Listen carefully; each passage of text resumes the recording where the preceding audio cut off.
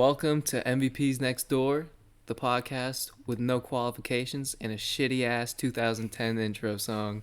This is MVP's Next Door, where we talk about the MVP that lives next door. Obviously not us. We just talk about the sports world. I'm CJ. This is Tyler. Tyler, how did those college football games go tonight? Dude, they were both very good. It felt like both of them went down to the wire, but the Michigan game Was good. Yeah. That shit was good. We were expecting a good game, and we got a good damn game. And honestly, more me. I was talking down on JJ McCarthy quite a bit at the beginning, and then he delivered. 17 for 27, 221, and 3 touchdowns. Yeah. Flowers, not any flowers, roses for JJ McCarthy at the Rose Bowl. We were talking shit. Oh yeah. We were talking shit. We were calling him a game manager. I kept calling him Mr. Hander Offer the ball. Yeah, so that's a long handoff. Yeah, for 15 he threw yards. a check down, and the guy ran 10 extra yards, and I was like, that's a long handoff. Yep.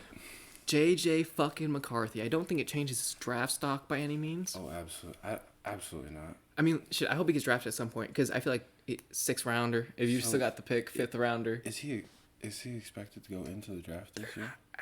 There's no way. I don't think he's a senior. This is us being casuals, but... Yes. That goes into the no qualifications part. Yeah, no qualifications, no credits, but I'm not sure if he's a senior or not, if he'll come back. But shit, really good props to him, because I don't think... He's a junior, yeah, so he's only a junior, so no way he goes, you know? I don't think so. I think... That would be stupid of him. I don't think he's in a position to go. I think he knows just as well as the rest of the sports world that he's not a first-round pick. Nah, he's not a second. He's not a third. Maybe and he'll be lucky to get... If a fourth and the Commanders are sitting there, are the Patriots just like, fuck it. Or if the fuck it. Panthers want a young QB behind Bryce Young. Man, if the Patriots keep Bill Belichick, we know where he's going if he falls to the 5th or 6th round. Oh, absolutely. Even if absolutely. But okay, let's keep it a buck. He's not going to league this year.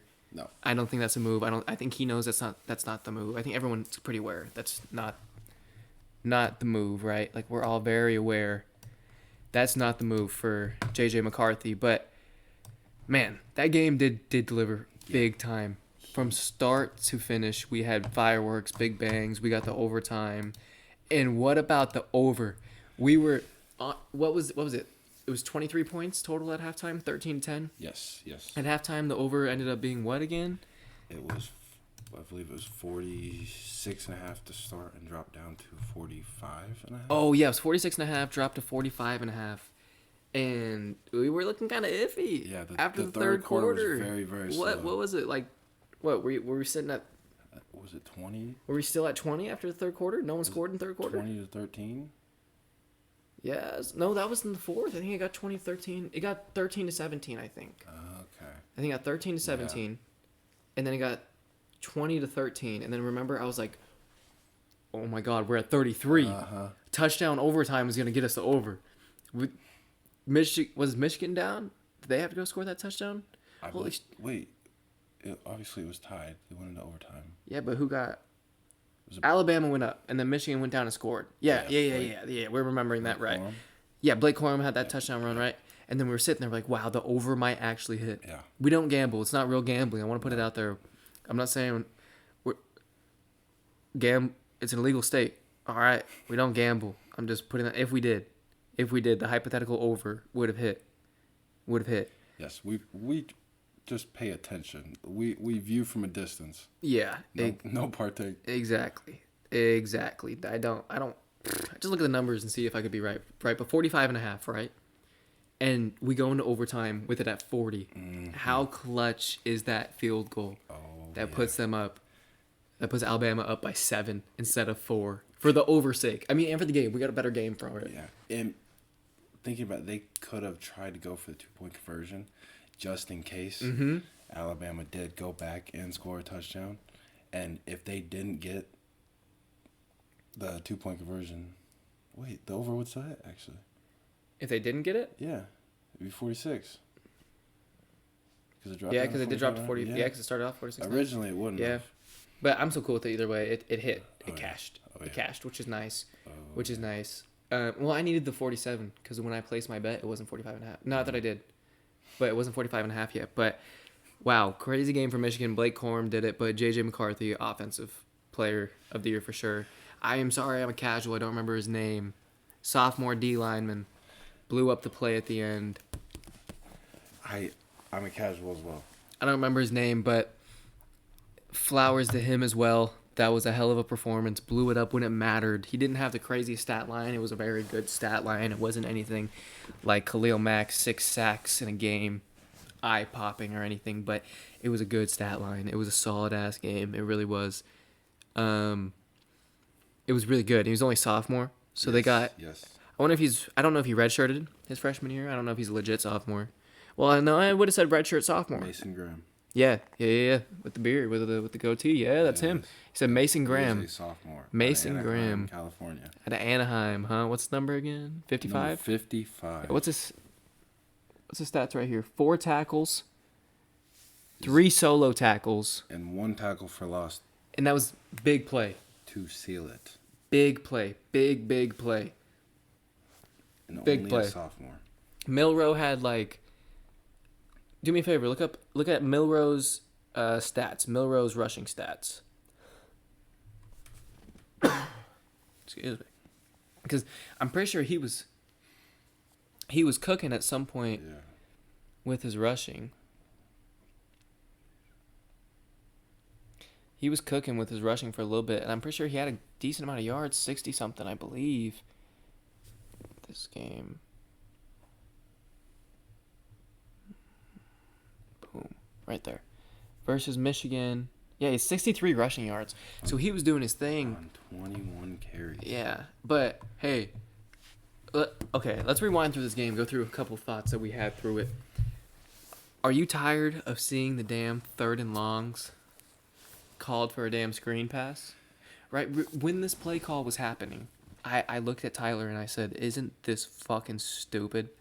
I hate these play calls, right? Is 7 yards going to make or break this field goal for the kicker? Probably not. It's 7 yards in perfect kicking conditions. And it's basically just settling for a field goal when you are still in position to score. Yeah, what the hell's the point? You're already in field goal range, right? So you're gonna get a field goal either way. Exactly. Might as well risk it. Make the field goal 7 fucking yards longer, and at least try to get the 7 and put your money where your mouth is. But no. This is what Michigan did, right? They decided to go throw a wide receiver screen on 3rd and 17, go get 7 yards out of the play, make it 4th and 10. Obviously, they're not gonna go for it. They're in field goal range. The kicker comes out to shank the kick. This has got to be the most blasphemy thing I have ever seen. Are you joking? He come out. Oh my! It makes me so mad to think that you don't have the balls. It was baffling. It literally it made no sense, and we are sitting on the couch watching. It makes you think what goes through a coach's head. Yeah, what makes you think that all right, let's make this easier for our kicker, and then when your kicker misses it, I feel like it's one of those things where sure, if he hits it, all right, whatever, Yeah. you got your 3, played it safe, you got your 3, but you didn't even get your 3, so why'd you play it safe? And I don't know, it's boring as shit. It might be smart, I don't give a shit. And the analytics might like it, but it's boring, Tyler. It's boring. And it was the biggest. If they didn't win, it was the biggest game of the year for them. Yeah. So Those 3 why points could have came in not? crucial. Yeah, why not go for the extra yard? Go for the extra 5. Especially 10 when your yards. kicker is not Justin fucking Tucker. Exactly. Because he had the leg. That's the thing. He Yeah. had the extra 7 yards. It was Yeah. off accuracy. So I don't know. That's kind of... And that wasn't the only time that they had where their special teams was not playing good. No. 2 muff punts from the special teams. By the freshmen. 1 on the 1 fucking yard. We thought that was game. Yeah, we thought it was safe. We thought that was it. That was the 2013, wasn't it? Yeah. Uh-huh. That's when they were up 2013. They gave the ball back to Michigan. It was fuck. He muffed it, and now they're on their own 1 yard line. Yeah. And what the fuck does JJ fucking McCarthy do? JJ marches Gets his his- team down there. No, he took a knee.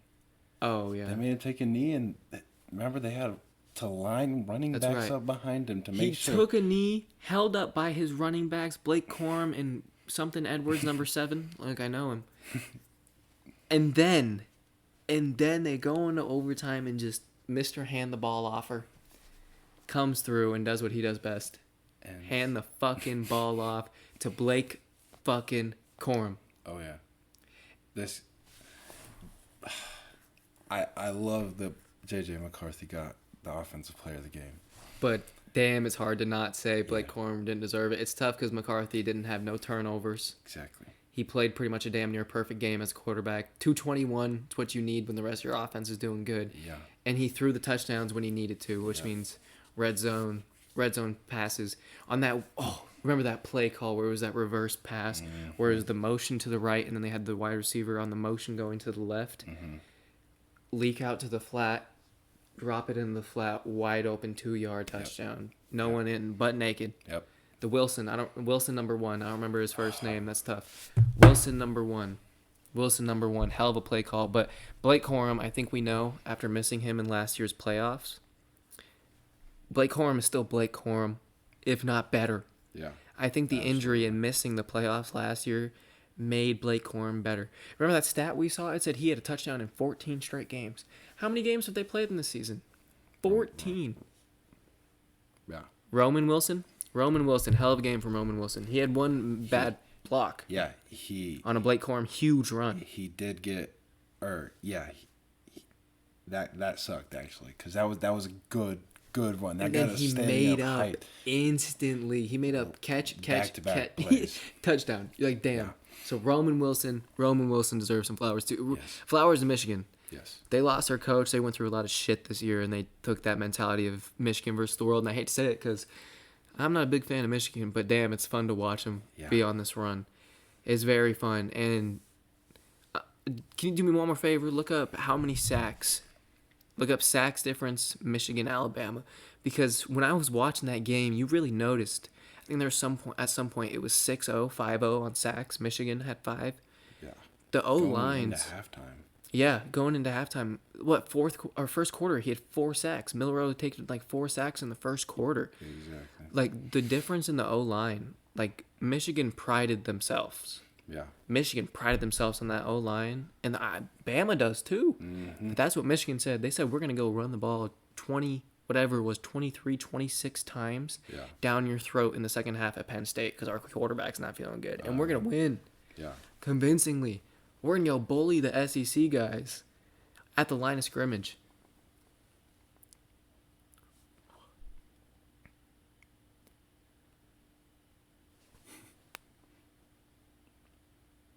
Whatever. Point is, they had like 5-6 sacks, right? That's what we're running with. It's just crazy to me watching that game.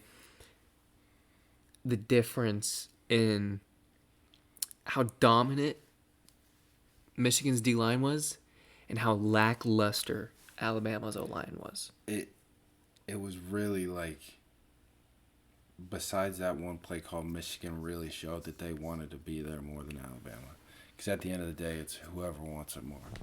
And goddamn, did Michigan show they wanted it more today. Some of those blitzes they dialed up. Remember that one where they brought the double edges off the right? He was that untouched. poor right tackle. The true freshman. Yeah, the true freshman. Not even a red tackle. shirt, true freshman. He had to go look left, right. Yeah. Left, right. As 2 guys are stretching him out. He literally cannot reach either. They're so far stretched. And there's another one rushing behind the 2. So there's a guy he's looking at one guy in front of him, 2 guys to his left and right. He cannot reach, he cannot hold. His quarterback is fucked. Yeah. They bring a triple blitz off the right fucking side for one freshman right tackle. Yeah. Milrow goes down instantly. Remember when we saw it, we both go, wow. Damn. Wow. Those were some heaters. Yeah, no, they dialed that up. They Perfect. dialed that up.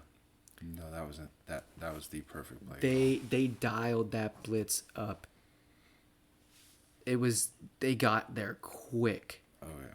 Like, you know what I always say in Madden when I'm playing and I dial up my blitzes? I say this is my Spagnola defense. That's what they did. They brought out that Spagnola play calling, that Spagnola inner Spags. All right. Spags. So how are we feeling? We think Jimbo will stay around if they win the chip, or you think he's out if they don't win the chip? Or you think this year made him realize? I kind of feel like he might stay because of how much he realizes this team means to him. I was gonna say, I think if, say, in a miracle they beat UW, Yeah. Big UW guy over here. Michael Penis Breath. okay. I think that Jim would stay around. I don't think. I don't see him going, right? I don't think he leaves. But he's done it all but a Super Bowl.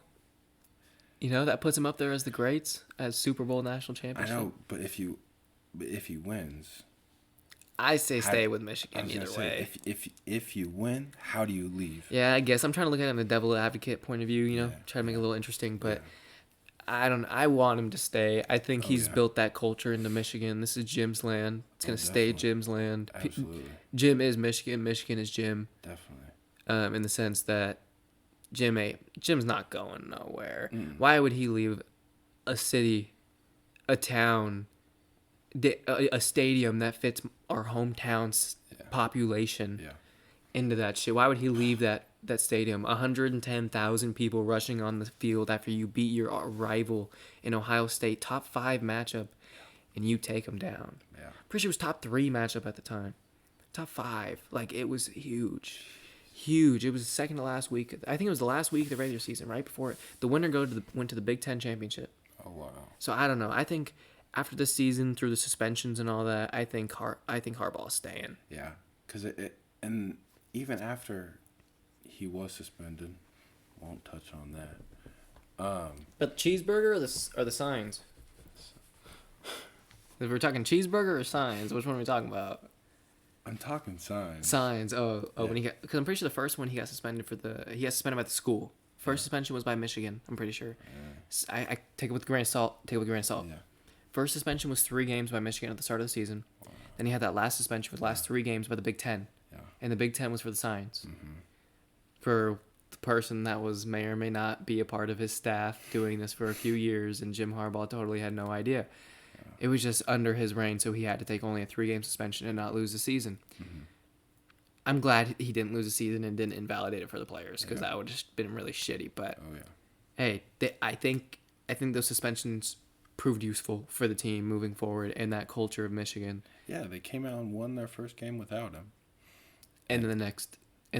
Yeah. And then what happened when he got suspended a second time? They won again. Yeah. And And again. again. And again. I was like probably another time after that too. Yeah, I think he came back for the Ohio State game. Yeah. I believe so. Yeah, I believe so. But I don't know. I think that's pretty much it for the Michigan-Alabama game for the most part. It was a hell of a game. Definitely the better of the 2 game.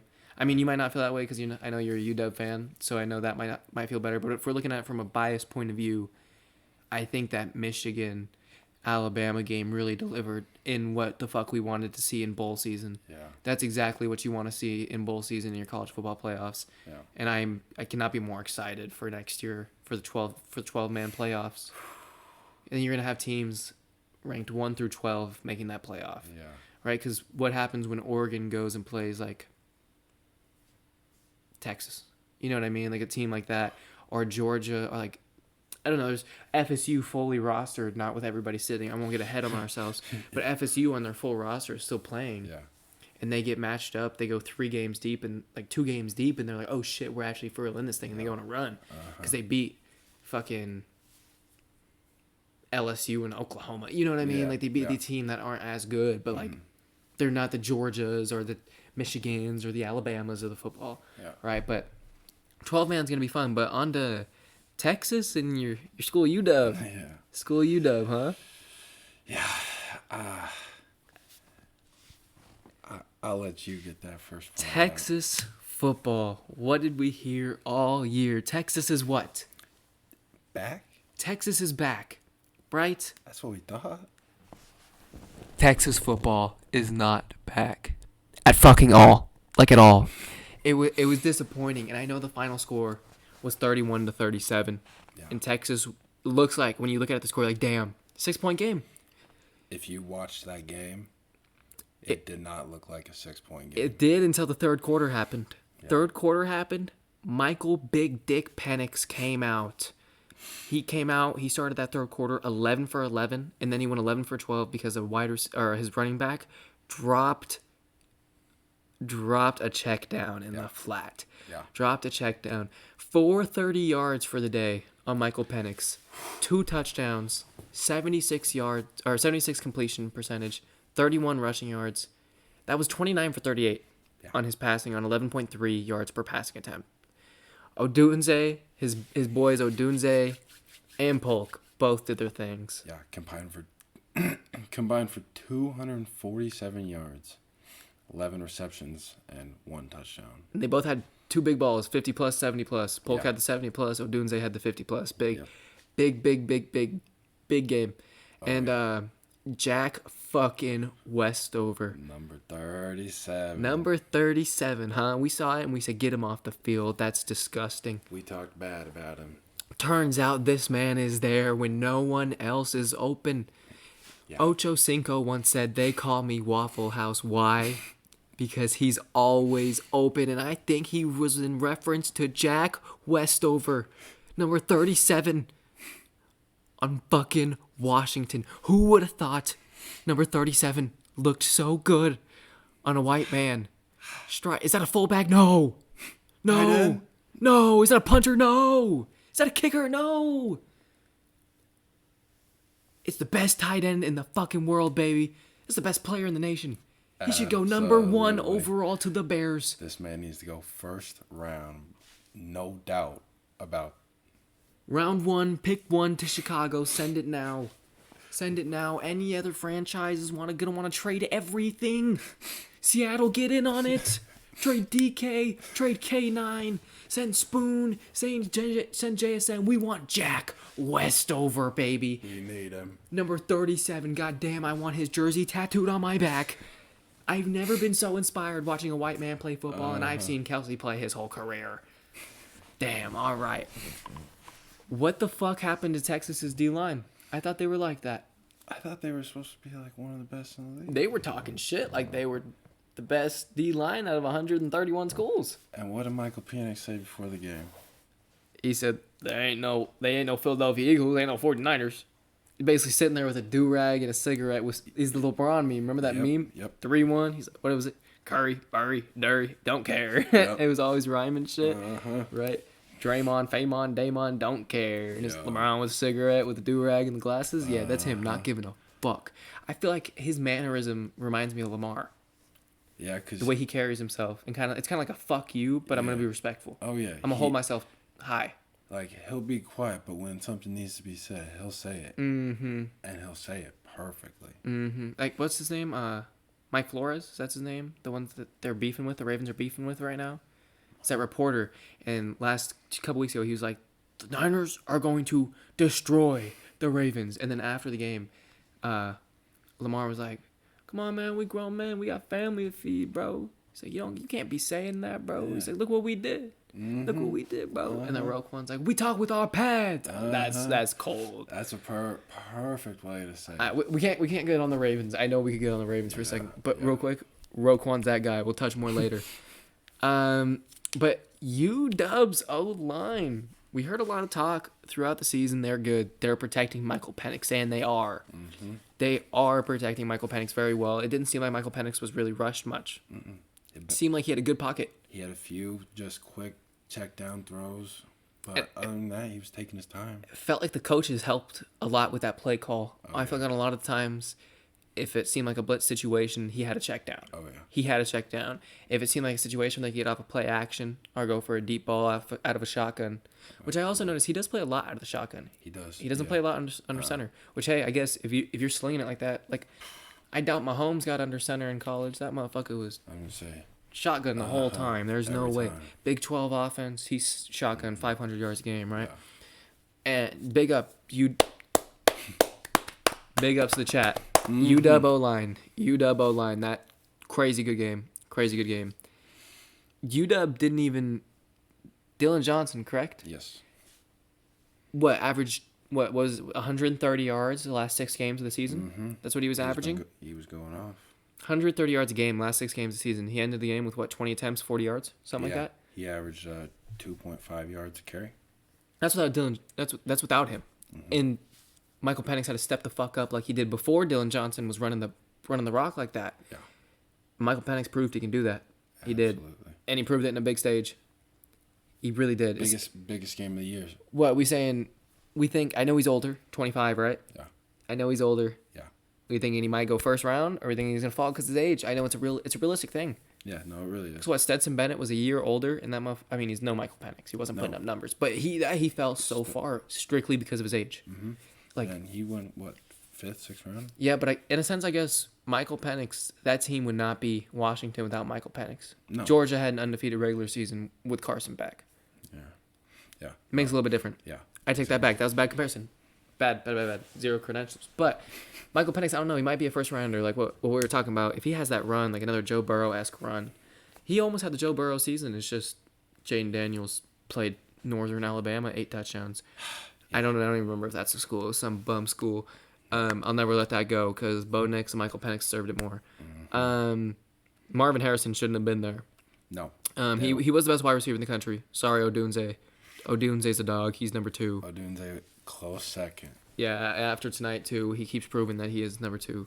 Oh, yeah. MHJ's right. Maserati Marv is him. He had Honda McCord throwing him the ball, right? Honda McCord, Maserati Marv has to contort midair, make some crazy leaping catch, and guess what he does every damn time. That exact thing. We think Penix goes on that run. He can maybe wiggle his way into a first round. I think. I say, with how he played tonight, how the game goes next week,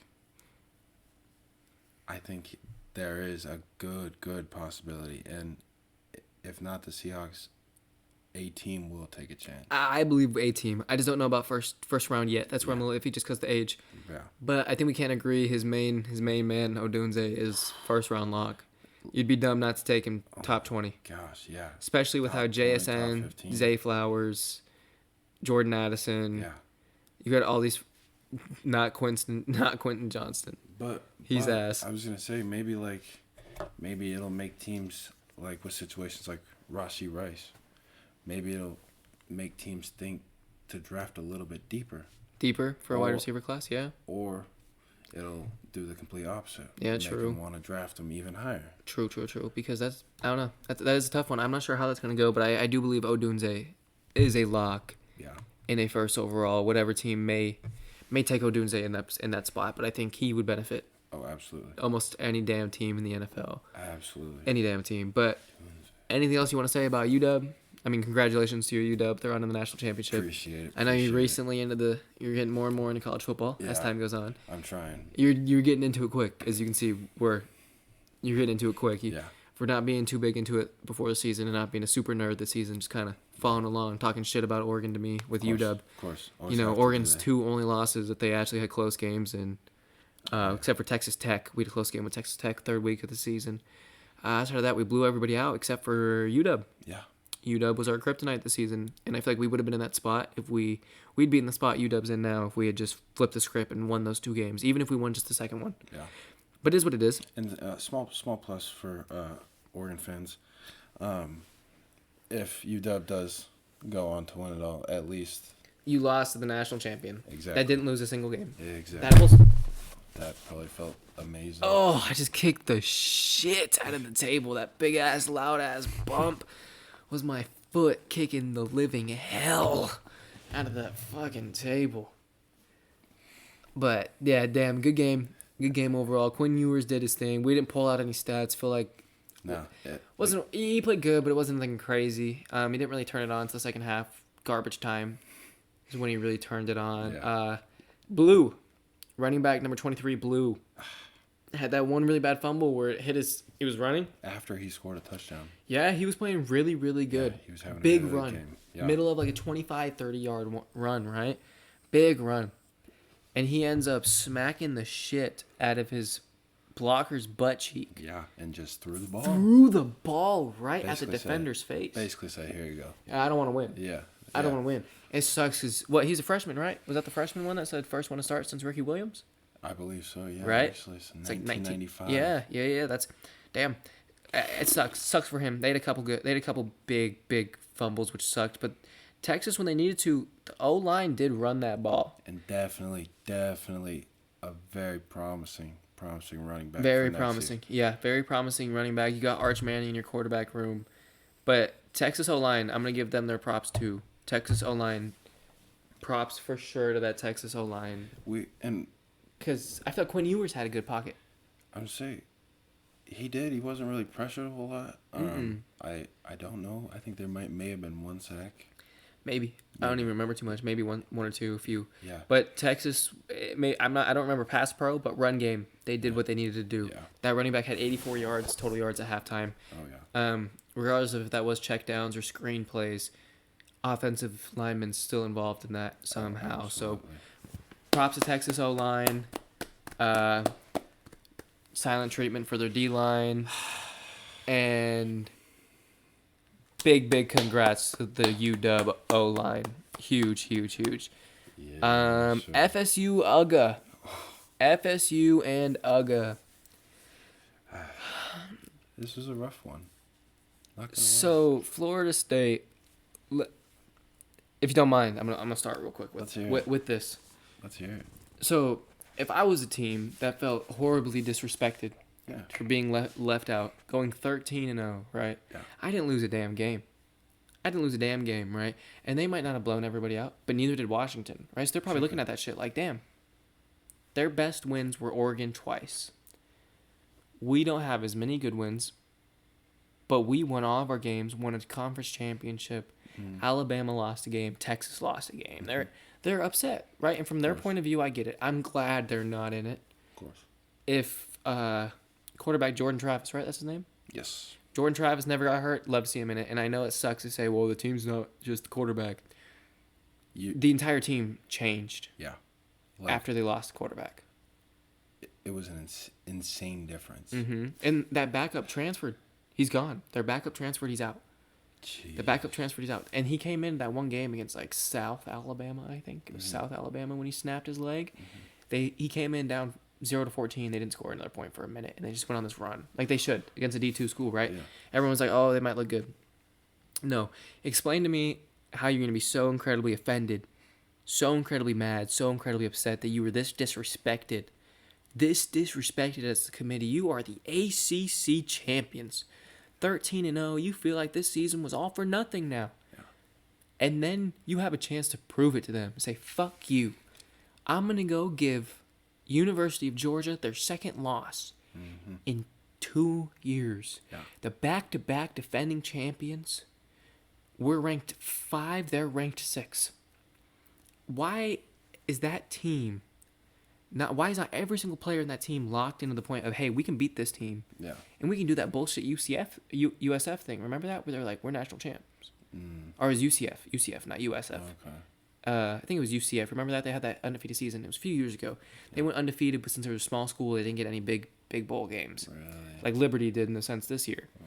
They didn't get no bowl game, so all their fans declared themselves. Well, they got a bowl game, I'm pretty sure, but they didn't get any championship playoff shit. Of course. And all their fans declare themselves as the national champions. Like bullshit, like Really? we're claiming we are. Yeah. Anyways, I feel like if Florida State could have done that, right? Florida State could have done that. And at the same time, I feel like University of Georgia had the same kind of thought process. We're back-to-back fucking champs. Yeah. Why are we not there?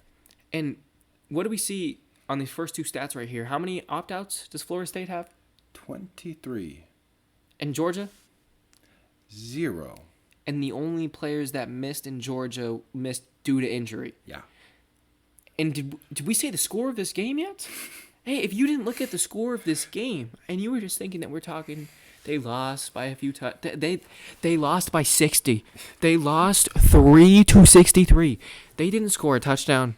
They did not score a touchdown. This was worse than TCU's national championship performance. We didn't think that was possible. We thought TCU losing by 58 in a bowl game was the worst loss we'd ever see. And then that game happened. It was Saturday night. Yeah. Saturday night, and then Florida State takes the massive steamiest shit on a New Year's Day or New Year's 6 bowl game. Yeah. 23 opt-outs is crazy to me. It's embarrassing. Like Georgia won 2 bowl games now back-to-back by a total of 58 or more. We'll just go ahead and say 60. Yeah. They have 2 back-to-back bowl games, won by 60. And why is that? I think that's because Kirby Smart is down there and he's got a good culture with his guys. Saying, who gives a shit if this isn't championship? And clearly, everybody talks about it, but they have so many players, defensive players mainly, that they've produced to go to the NFL. People make the jokes, the Philadelphia Bulldogs, the Georgia Eagles, like, they produce high-level talent. Potential defensive rookie of the year just came, top 10 pick, 2023 draft. Like, they got Ringo out there. Ringo, yeah. They got a bunch of others. I just can't remember. Keely Ringo, second round pick, 2023 draft. Had a game-sealing pick the other night. I don't know. It's just to me that shows that Georgia really wanted to prove that they are Georgia, and that locker room, that culture is in a good spot. Yeah. Kirby Smart has his boys in a good spot. University of Georgia ended up with 700 yards on the day. 673 if we're being exact, but we can round it up. If you're putting 673, you deserve 700 yards from me. Yeah. And if we're giving them 700, we're giving them 10 yards per play because, God damn it, it was 9 point something. Yeah. 9 point something. Exactly. We'll give them 10 yards per play. What did FSU come out and do after bitching and moaning for an entire month? Filing lawsuits to the committee for an entire month. What did they come out and do? 209 total yards. And how much did they average per play? 4 fucking yards. Are you kidding me? I don't feel bad that Florida State didn't make it because what this shows me, right? Because their whole point was we're more than Jordan Travis. We deserve to get in. Yeah. What this shows me is you didn't have the heart. Even if you did get in, what the fuck was going to happen when you got in the big game? We're going to watch you get fucking... We don't want to see another TCU Georgia. That was shitty. Yeah. That was the worst championship game of all time. And it was such a letdown because the people that were in that game, everybody loved... what's his name? Max Duggan? Max Duggan. Quincy Johnson was doing his thing. TCU was popping. Yes, everybody loved him. Everybody... Cinderella story. Yes, everybody wanted it to happen. Cinderella story. And it just didn't. Like, no, they got to that point. They had that crazy game against Michigan. Lights were bright. Lights got too bright. Like that Jared Allen quote. Did you see that? Have you seen that quote after the Cavs lost in the playoffs to the Knicks? He said, "I guess the lights were just too bright." Yeah. Like, exactly. It's a real thing, and it goes across multiple sports. Yeah. Like, those are big moments. They are big moments. And these, to a lot of people, these are kids. They are like 19, 20, 21, 22, 23-year-olds, right? Like 24, 25, I guess some of them now, because goddamn, some of them were playing 8 years. Yeah. But I don't feel bad about them not making the playoffs at all. I don't think Georgia should have made the playoffs either. I think they got the playoffs right. I really do. So. I think they nailed the playoffs. And both those games tonight proved... Delivered. It just proved that the committee made the right choice. Obviously, we wouldn't be able to tell matchups unless we saw them in person. Of course. But on paper, they nailed it. Yeah, absolutely. And just looking at it all, they really nailed it. Yeah, definitely. They nailed the picks for sure, because I don't think Georgia deserved that spot. I know they have a lot of credentials to be like, yo, what the fuck? You know, the only loss we've had in 2 years was in the SEC championship game. Exactly. Right? But you can't... They got it right. I'll put it like that. Georgia's in a really good spot. They did this good with Carson Beck. Carson Beck was all right, and he's only going to get better in that good of a system. We saw what Stetson Bennett could be. No Brock Bowers. Yep. And I'm pretty sure their backup tight end, 84, I don't remember his name. I don't think he's going anywhere. I think he's going to be there for a little bit longer, so he'll have him, which is good. But yeah, overall, glad I didn't watch this one. I watched until it was about 14-0, and then once that happened in about first couple minutes, you kind of understand how the rest I understood this was a TCU situation again. You can kind of tell with those Georgia games. Yeah, you see that's a different type of Bulldog today. So yeah, it's quick. Yeah, FSU, fuck you. Yeah. Maybe mad. If you saw Jordan Travis, I would have been on your hype train. I really fucked with him. Maybe next year. When you have more than enough players sitting out to make starters on defense and offense completely, I don't know. Shows me your heart and program isn't in the right spot, I guess. Makes me feel that way. And all those people, all 23 of those opt-outs, good luck getting drafted. I hope you do, and I hope you're successful, and I hope you make money. But at the end of the day, I hope you look back at that shit and you're like, man, we could have ended the season. Yeah. Been special. Mm-hmm. Really could have been a special season. You could have ended the season 14-0. Mm-hmm. You beat the back-to-back defending fucking champs to go 14-0. Yeah. Claim your that's more national championship worthy claiming. And what do? You send out the freshmen. Yep. You send out your third string. Yeah. Fuck that game. Good shit. Georgia's in a good spot. Fuck Florida State. Yes.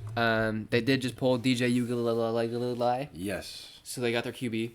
And another small bright spot about FSU, Keon Coleman. Crazy. Insane. He's an insane Very nice athlete. Crazy athlete. Very athletic. Yeah. Very athletic. Is he He's coming projected second round. So he's gone. Yeah. Good for him. Good Yeah. for him. He'll do good. He'll do good. He's one of those opt-outs, but Yeah. I don't know. Can't be mad at one player when half your fucking roster's doing it, I guess. Yeah. So can't put the blame on one person, but they got DJ Ugalele. So that's something to look forward You want to know to who the next year. Oregon State got to come transfer in? Oh. U of I's QB. Really? I don't remember his name, but University of Idaho's QB. He was Wow. playing good, and he came in now. I'm sorry since we are just an audio show for right now. I'm sorry you can't see the stats that I'm going to pull up, but we will talk over them. Yeah. We will make sure you. Yeah, so know you what it understand what's happening. But he did just transfer out of University of Idaho Vandals up in Moscow. is. Yeah. And he did. Yeah, look, that was the season. Giovanni McCoy. Yep, this guy right here. Yep. Go look at his stats. Game log. If we look at the season, he went a little on 2,900 yards. How many games did he play? 1, 2, 4, 6, 8, 10, 11, 12. He played 12 games. A little under 3,000 yards. His rating? Jesus Christ. Yeah. Very accurate. Very good rating. Yeah. Rushing stats. He was 17 touchdowns on 8 interceptions. Not bad, but yeah, he just transferred up out of here. Good for him. Yeah. Good for him. Very hyped for him. Go from U of I FCS competition down to a school where he can at least go compete. He can go compete for a job. He really can. So big ups to Giovanni McCoy, number 4. I hope he's wearing that. It looked good on him. Yeah. When I watched him play a few times, he looked good. Liberty Oregon game. I'm only touching on it because I do like Oregon. Of course. So I'm gonna touch on it. Yes. It's gonna be quick. Bo Nix is that guy. He's proved it every single week.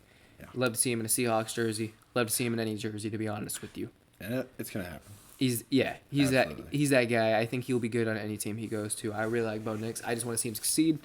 Something about quarterbacks that wear number 10 from Oregon, huh? Yeah. White ones too, huh? Hey. Big white ones, huh? Yep. The Josh Herbert types. Liberty loses. Josh Herbert. Yeah, actually, combo of both. Yeah, that works actually. The Josh Allen types. But easy ass bowl game for Oregon. I was disappointed when I saw the matchup. Wasn't too excited. More excited for games that weren't my team today. Yeah. Which not usually how it goes, you know. Let down. Yeah, I knew it was gonna be not a close game. I had that feeling. I had the hope that Liberty, 13-0, they might go do some Cinderella shit, Of course. make it a fun game. Didn't happen. They scored first drive, 2 minutes 30 seconds in. Went for 2, didn't get it, and it was all downhill from there. Oregon went and scored 45 unanswered points. Bo Nix threw 285. Damn. Threw 285 in the second quarter alone for 4 touchdowns in the second quarter. Easy bowl game. Yeah. Oregon wins 45-6. Those are pretty much the bowl games that we really wanted to talk about. Right now, we're gonna do college football playoff drafts, and when we mean draft on college football playoff, we don't mean like teams or players or best shit. It's just like best individual things, right? Like little small things that are only specific to the college football playoff. Like you're not gonna see this in a normal football game, college game. This is college fucking football specific. We're gonna go top 5. Definitely.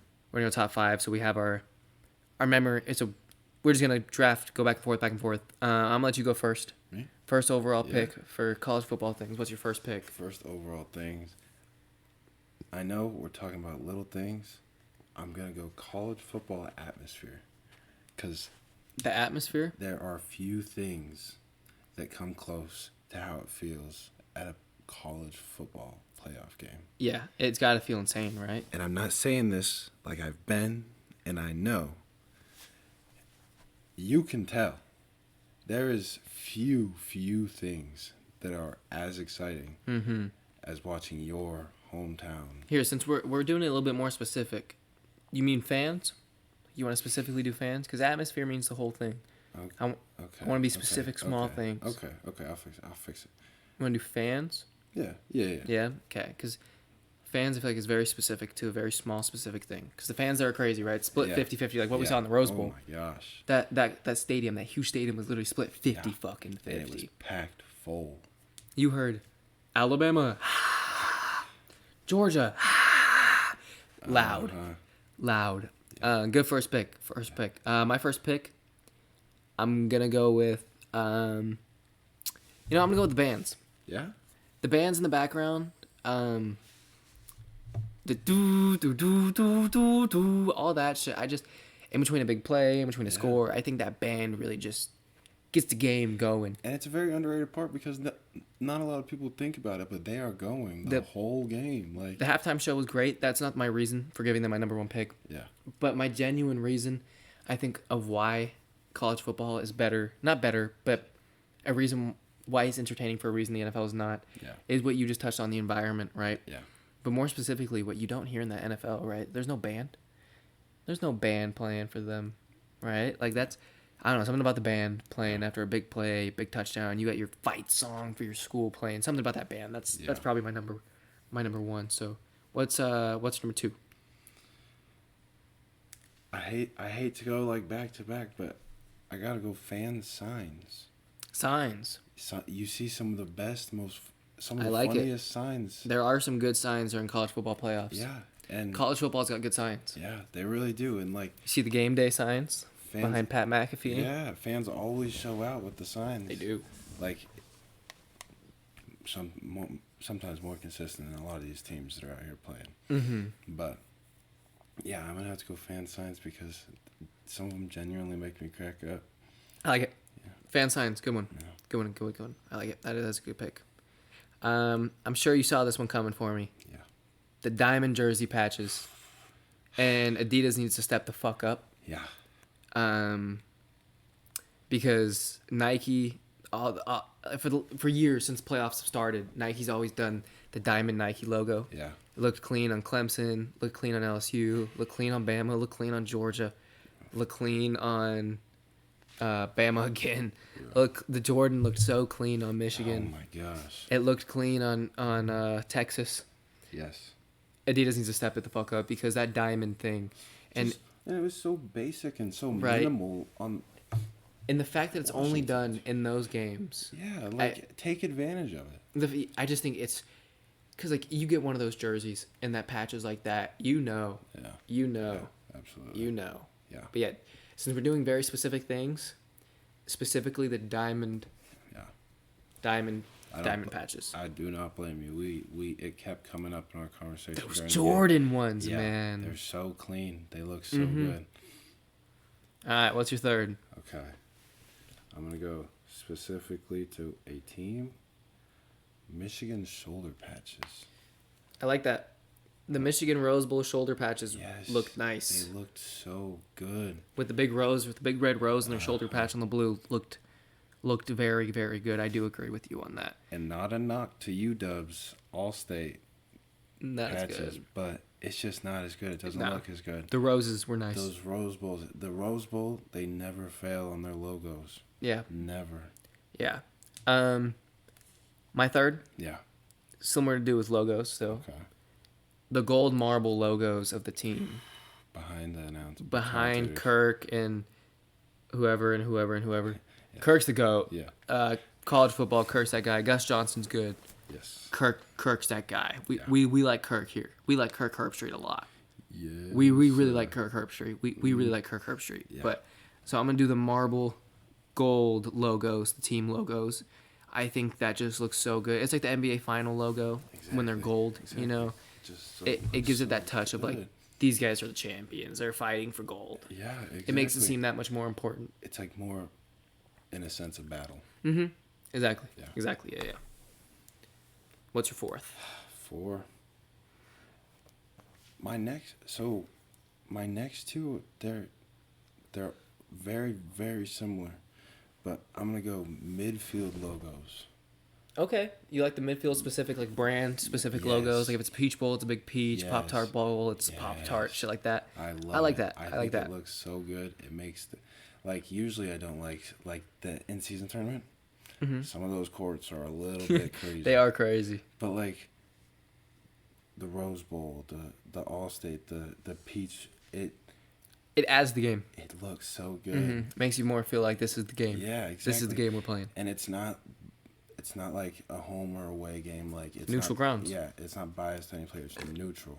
It makes it like a better environment, better atmosphere. I'm pretty sure when LSU won their championship, they played in the Sugar Bowl Yeah. for their playoffs, and the Sugar Bowl takes place in New Orleans, so they pretty much had a home game. Damn. So that was some home field advantage. But yes, Yeah. it's not supposed to be. I know what you mean. Yeah. Neutral ground is nice. Yeah. Center logos, I do like that. Uh-huh. I think I'm gonna go with my fourth pick is the history of the bowl games. I like that. That's Thank you. a good one. I figured the history is good because every single bowl game you fucking watch, you hear about, always has like 100 years of history, 50 years of history. Yeah. Seeing players play in leather helmets in the bowl game when it was Henry Ford Cotton Picking Bowl. You know what I mean? Henry, that's a crazy one. That's crazy. I'm just saying for time's sake, it was a long time ago. I guess so. Yeah. It was a long time ago. But It was. That was a good one. my point is the history of it is super cool. Yeah, getting to see it like before games and like throughout the games. You see the culture in the streets. Exactly. Right? Yeah.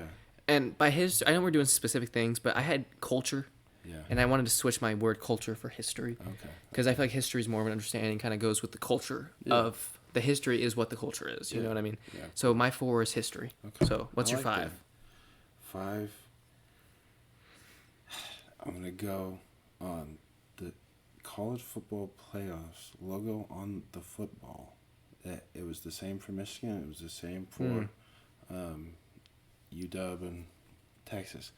It's just it's small things that just look Football so logo. good. It is. That's what we're nitpicking, right? Is the small Exactly. things. We could do big things about college football, but it's the small things that made the college football playoff, Exactly. our bowl game season, Yeah. better than normal college football, right? Oh yeah. It's what makes it better. Definitely. It has that effect. Yeah. The fandom's different. Makes you a little bit more into it. Makes you feel like you're one of those drunk kids watching your team, Of course. and you're just sitting here having a few bears, some bears, some bears. What? Some bears. But man, I don't know what my 5 is because fans was one of mine. Yeah. Environment was kind of one of mine too. Yeah. So I'm trying to brainstorm what my 5th one would be. I think what I'm gonna do for the 5th one is performances. Performances. I had that down too. Usually high level play. That's what I'm saying. When someone has a big game in one of those games, that's a big fucking game. It's not like, hey, that was all right, good game. I get good fucking game. Yeah. Good fucking game. So just go over the 5. I wrote them down. Oh, thanks. Your first pick was Yes. fans. Yes. Second pick, fan signs. More specifically, Yes. the signs specifically themselves. Yes. What the signs say, what they have on them. Of course. 3 was the Michigan shoulder patch. Yes. The Rose Bowl ones. 4th was the center field logos for the bowls. Yes. Looks good. And 5th are the little logos on the football. Yep. I like it. Solid top 5. Thank you. Solid top 5. My 5 came in with the number 1. We got the bands. The bands were good. Yeah. No, they were good, and of course, one of the best band shows I missed. Yeah, you did miss that. You did miss the Yeah. band show at halftime. Yeah.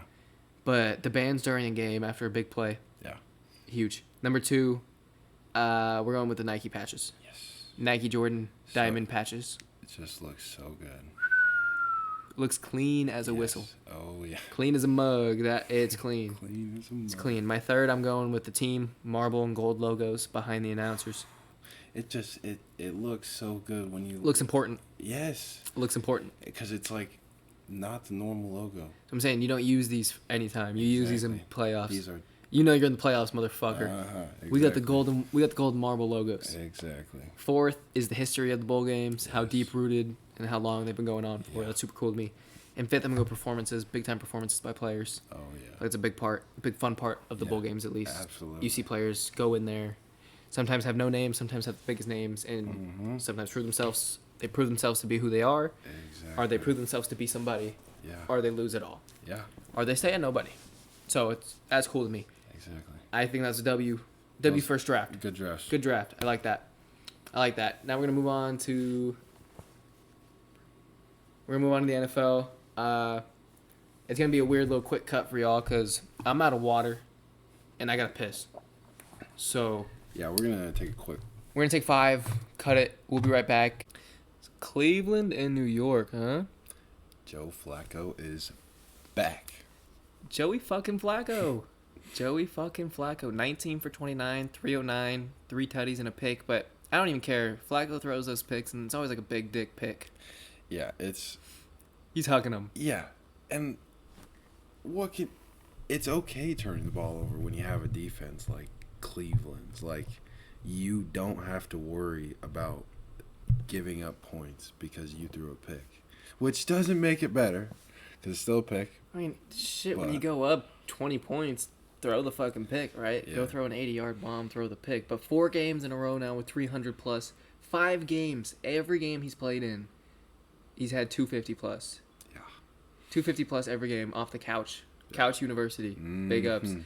5 games, and he's already just dicing like he never left. That's Super Bowl MVP out there. Exactly. And just 5 games off the couch. It's very, very nostalgic. We were young, so we didn't get to watch it as much. Been nice. But it's so good to see the Browns actually have So we saw the end of it. a good quarterback. And it's crazy that the good quarterback is Joe Flacco. Joey fucking at Flacco, huh? 38 years old. 2 out of the 5 games he's played, 350 plus yards. That's like prime Patrick Mahomes stats, just straight off the couch. Exactly. I mean, the picks, I'm going to ignore it because they're winning handedly. Does it really matter if you turn the ball over if these aren't close games? Exactly. Now, if he starts turning balls over in playoffs, all right. Mm-hmm.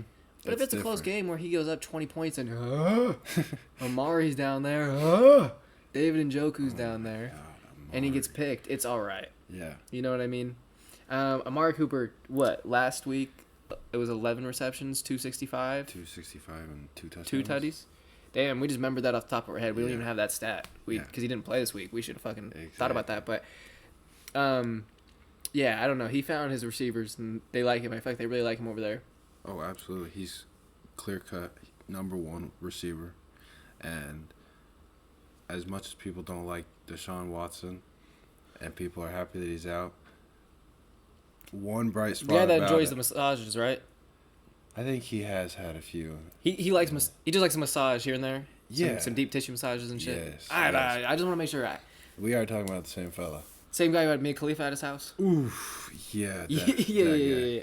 Yeah. Oh, that Deshaun Watson. Yeah. Oh, okay, my fault. He's nice. Keep going. My bad.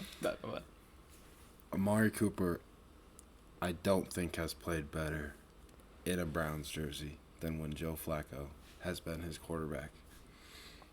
Joey fucking Flacco. Yeah. Because I feel like we're definitely less non-casuals when it comes to the NFL. Compared to the NFL to college, right? Like college, we have our casual moments. NFL, we're a little bit more dialed. Not saying we know it all, but we're more dialed. We Yeah. pay more attention. The mistakes are more few and far between. Right, we care about little small stories about like player meetings if they mean something Yeah. or not, right? Like we overthink small shit. Exactly. Right, we see the Chiefs have one bad week, we're like, the Chiefs suck. Right. Chiefs downfall. But I feel like for a long time, at least people who really watch the NFL had the understanding that David Njoku, why isn't he getting the production exactly. that he should be getting? I feel like every fan looked at him and was like, damn. And then when he'd be on, you were like, damn, this is David Njoku. But it was rare. Exactly. And then who comes in? Joey motherfucking Flacco. On a Thursday night, he goes out there, 134 and Joku does. And how much? He had 115 in the first quarter? Yeah, 115 on 4 receptions. Yeah.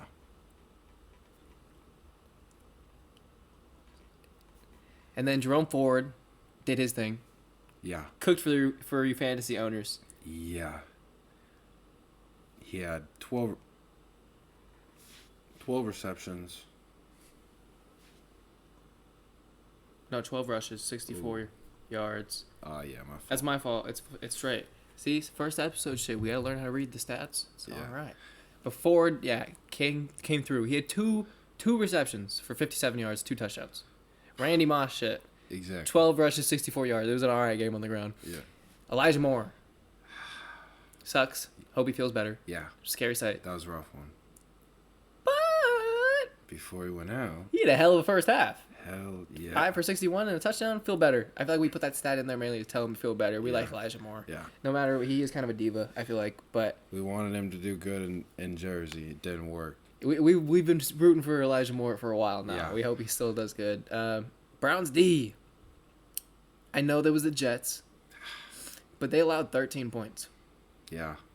7 of the points was, one of the touchdowns was New York's defense. Yeah. Jermaine Johnson.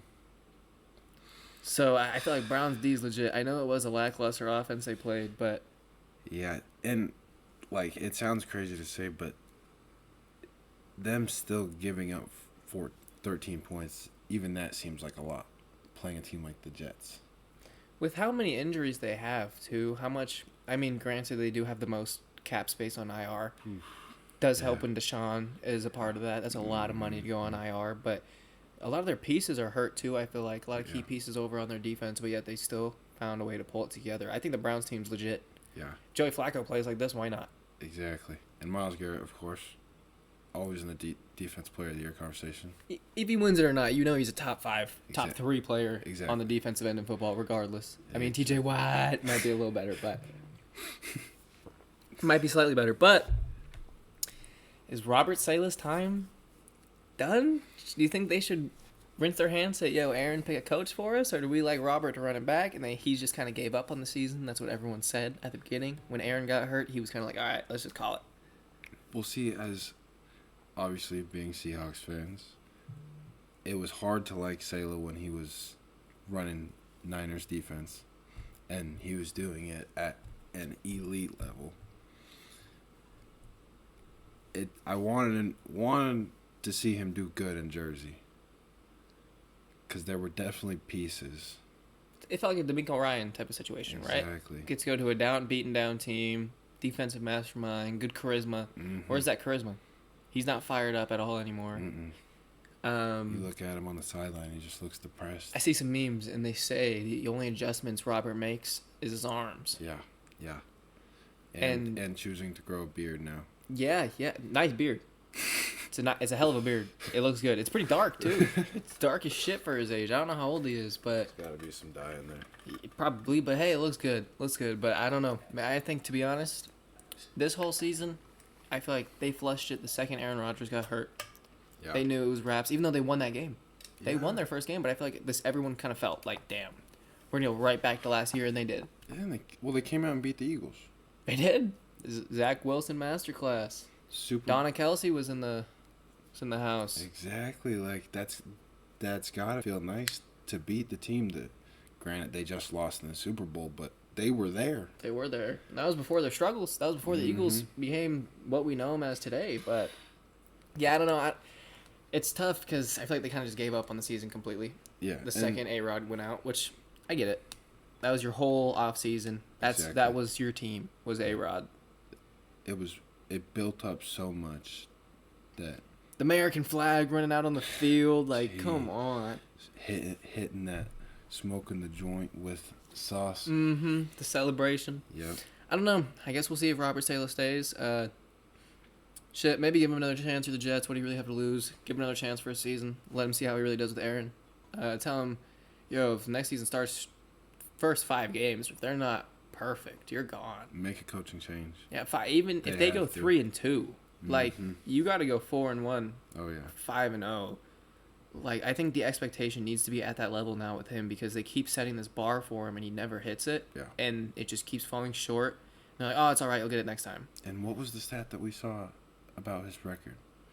11-33. Something like horrible. Something crazy like yeah, that. his head coaching percentage is horrid. It's really bad.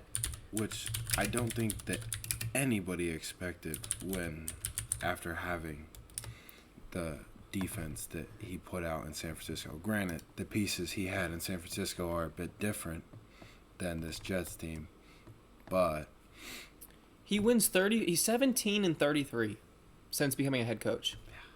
And I get it. It's been on the Jets, but look, he went from a 4-13 team to a 7-10 team. They said we have promise. yeah, it looked like there was something good there. In my head, if you're a good coach, like look at Colts, right? Look at the Colts. They have Gardner, and they got better. They got better with a backup. Granted, Anthony Richardson, we don't know how great he would have been for the entire season, but he looked very good. Yeah, he looked very he fucking good. started out Right. so good. The Browns started with Deshaun, right?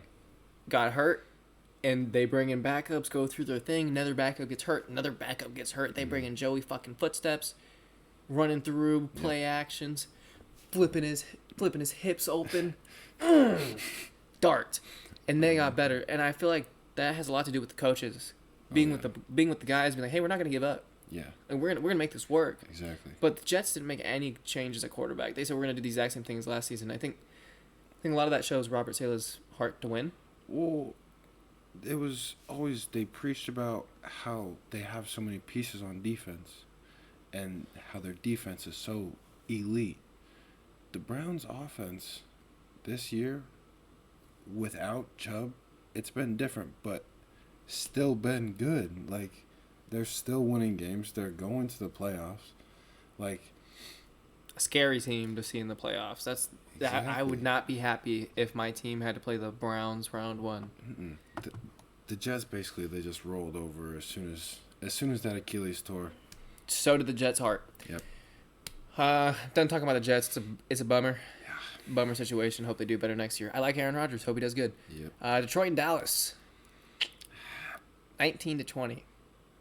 Pretty controversial call at the end. Yeah, it was rough. It's one of those, you know? Yeah. Where you're like, what do you say about it? Because it's so blatantly odd. Like, everyone knows. Everyone knows. But, hey, shout out to the NFL for actually taking action against a refereeing crew. The referees looked at that, or the NFL looked at the refs and said, these refs fucked up. Yeah.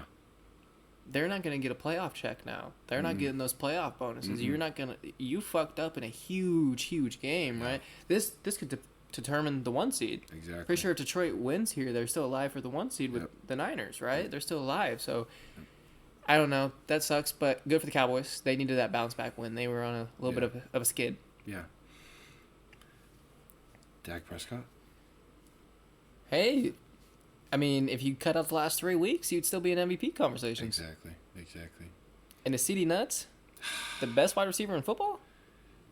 I don't think it's crazy to say anymore. I think he's top 2. And it's hard to say that he's not.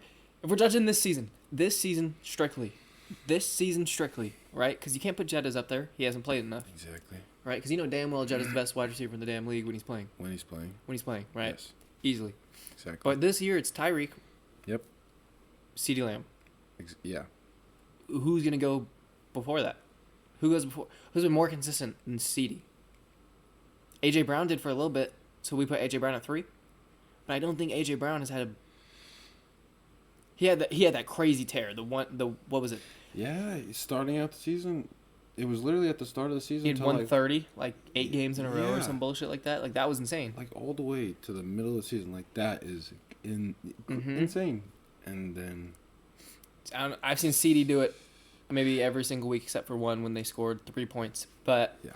Amon-Ra is going to be here for a while. I feel like he's a dog. The sun god. The sun god, king of the north, Amon-Ra St. Brown. Oh, yeah. I love him.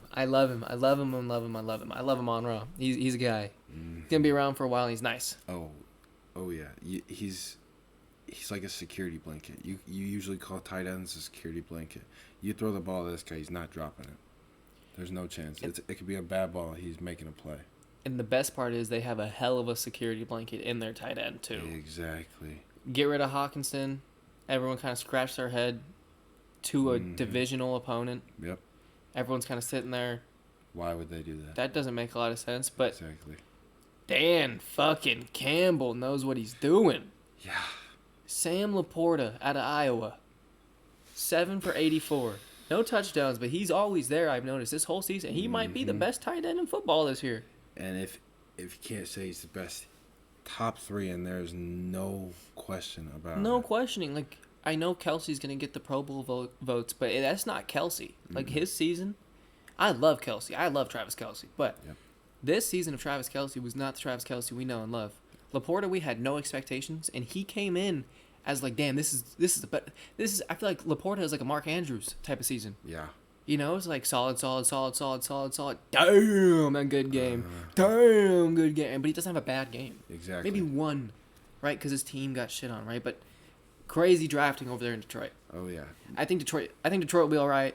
Shout out to Tight End University, Iowa. Yeah, for real. They produced another one. Another solid one too. Yeah. But I think Detroit will be all right. Good win for Dallas. Detroit will be fine. Tough they don't get the 1 seed, but hey, this is your first year back in the playoff. Yeah. What, second year in Dan Campbell's era? Yeah. Third year in Dan Campbell's era? It's third. Yeah, it's his third because the first one they got their first win when they were 0-10-1, and then he cried. Remember? Yep. And then the second year, that's when they went 8-9, and they beat the Packers at the very last. Maybe they went 9-8. I think they had the same record as the Seahawks, but we had the head-to-head. Yeah. And then they beat the Packers, keep the Packers out of the playoffs, and we got in. After we won, so therefore they didn't even have a chance at the playoffs, and they still went out there and beat the Packers. Yeah, exactly. Seahawks fans are a fan of the Detroit Lions unless we play, and even then it's hard to root against them. Of course. And every time we play, it's a fun game. But Seahawks fans are Detroit Lion fans. And Seattle don't do it. I know who I'm cheering for in these playoffs. Yeah. It's a rough one to cheer for, but I'm hoping. Yeah. Now, what about CJ motherfucking Stroud, my name twin? I've been with him since Ohio State days. I was on him. Bryce Young. Yeah. I think it looked good, but CJ Stroud's that guy, bro. And he's got the name. CJ, are you kidding? He's got the name. The name. Absolutely. And it's just crazy to look at how much he's changed this Texans offense. Like, it was almost like they looked miserable going out last season. Every game was like a job. Yeah, exactly. And like, yes, you are there to make money, but at the same time, it's football. You gotta be competitive. Exactly. Your goal is to win. You make money to win. That's what you're being paid to do, is to win. Exactly. And that Texans team looked miserable doing it. They get a new head coach down there, what Robert Saleh was supposed to be. Exactly. I mean, Robert Saleh did not have a CJ Stroud, granted. Fair But he's got Aaron Rodgers. He got to develop CJ Stroud. Yeah. So, but, I mean, CJ Stroud out for 2 weeks with concussion. Texans shit the bed those 2 weeks. Yeah. He comes back. Texans go 26-3 on a Titans team that just beat Miami in Miami a few weeks ago. Is CJ Stroud the MVP? I'm bullshitting you, but in time to come. Next year, It's not crazy to make that if they make another jump, I know we're being crazy, unrealistic, but CJ Stroud's unrealistic. Yeah. We don't see rookie quarterbacks do this. Exactly. Right? And it's not only the fact that Peyton Manning came in through touchdowns, right? But what was his problem year one? Interceptions, right? Every other play was you're like, touchdown. Oh, it's gonna be a touchdown. Oh, it's a pick. Yeah. Touchdown, pick. Touchdown, pick. Right? It was Jameis Winston all over again. 30-30 season. Jeez. They got to make a 30 for 30 just because of that reason. Yeah. Shout out Jameis. But CJ's not turning the ball over. Exactly. How long did they go where he has the rookie record? Exactly. Any social media you were on, CJ Stroud hasn't thrown a pick since his college days. I don't even think he has the rookie record in the NFL. I think he has the overall I think he passed Tom Brady's previous record of consistent passes in a row without an interception. I think he went like 184 or something like that to start his career. Yeah. Like, we knew this guy was going to be special, but he keeps proving to be special. And this team's a different team without him. Defense plays different. Yeah. Offense plays different. The whole energy of the team is different. Glad he's back. Came in 24 for 32. 213 and a touchdown. Yep. And he's definitely I was gonna say, yeah, lock. a lock for Rookie of the Year, 100%. Future MVP, we know that. Absolutely, no doubt. And how many more years we think until the Texans develop? Because we know C.J. Stroud, he's already looking like an elite quarterback. Yeah. When's the team going to become elite, not just a fun, good team? Well, we've seen how good Nico Collins has been. He's been the big jump ball guy. He's the guy you're going to throw it up anywhere. He's going to go get it. Like, For some reason, all these receivers are better with Stroud. exactly. And Funny how that works, huh? Tank Dell. What a guy. The rookie. From Houston University. Yep. He came 3rd round, 4th round pick. Late, something like that, yeah. And he came out and he played like a wide receiver 1 as a rookie. They had 2 wide receiver ones going. And then Noah Brown stepped up and was a hell of a player. Exactly. And- Dalton Schultz was doing good. Yep. Devin Right. Singletary did good. They Right. throw Damian Pierce on kick returns. He starts returning kickoffs. Yeah, exactly. What the hell is going on in Right. Houston?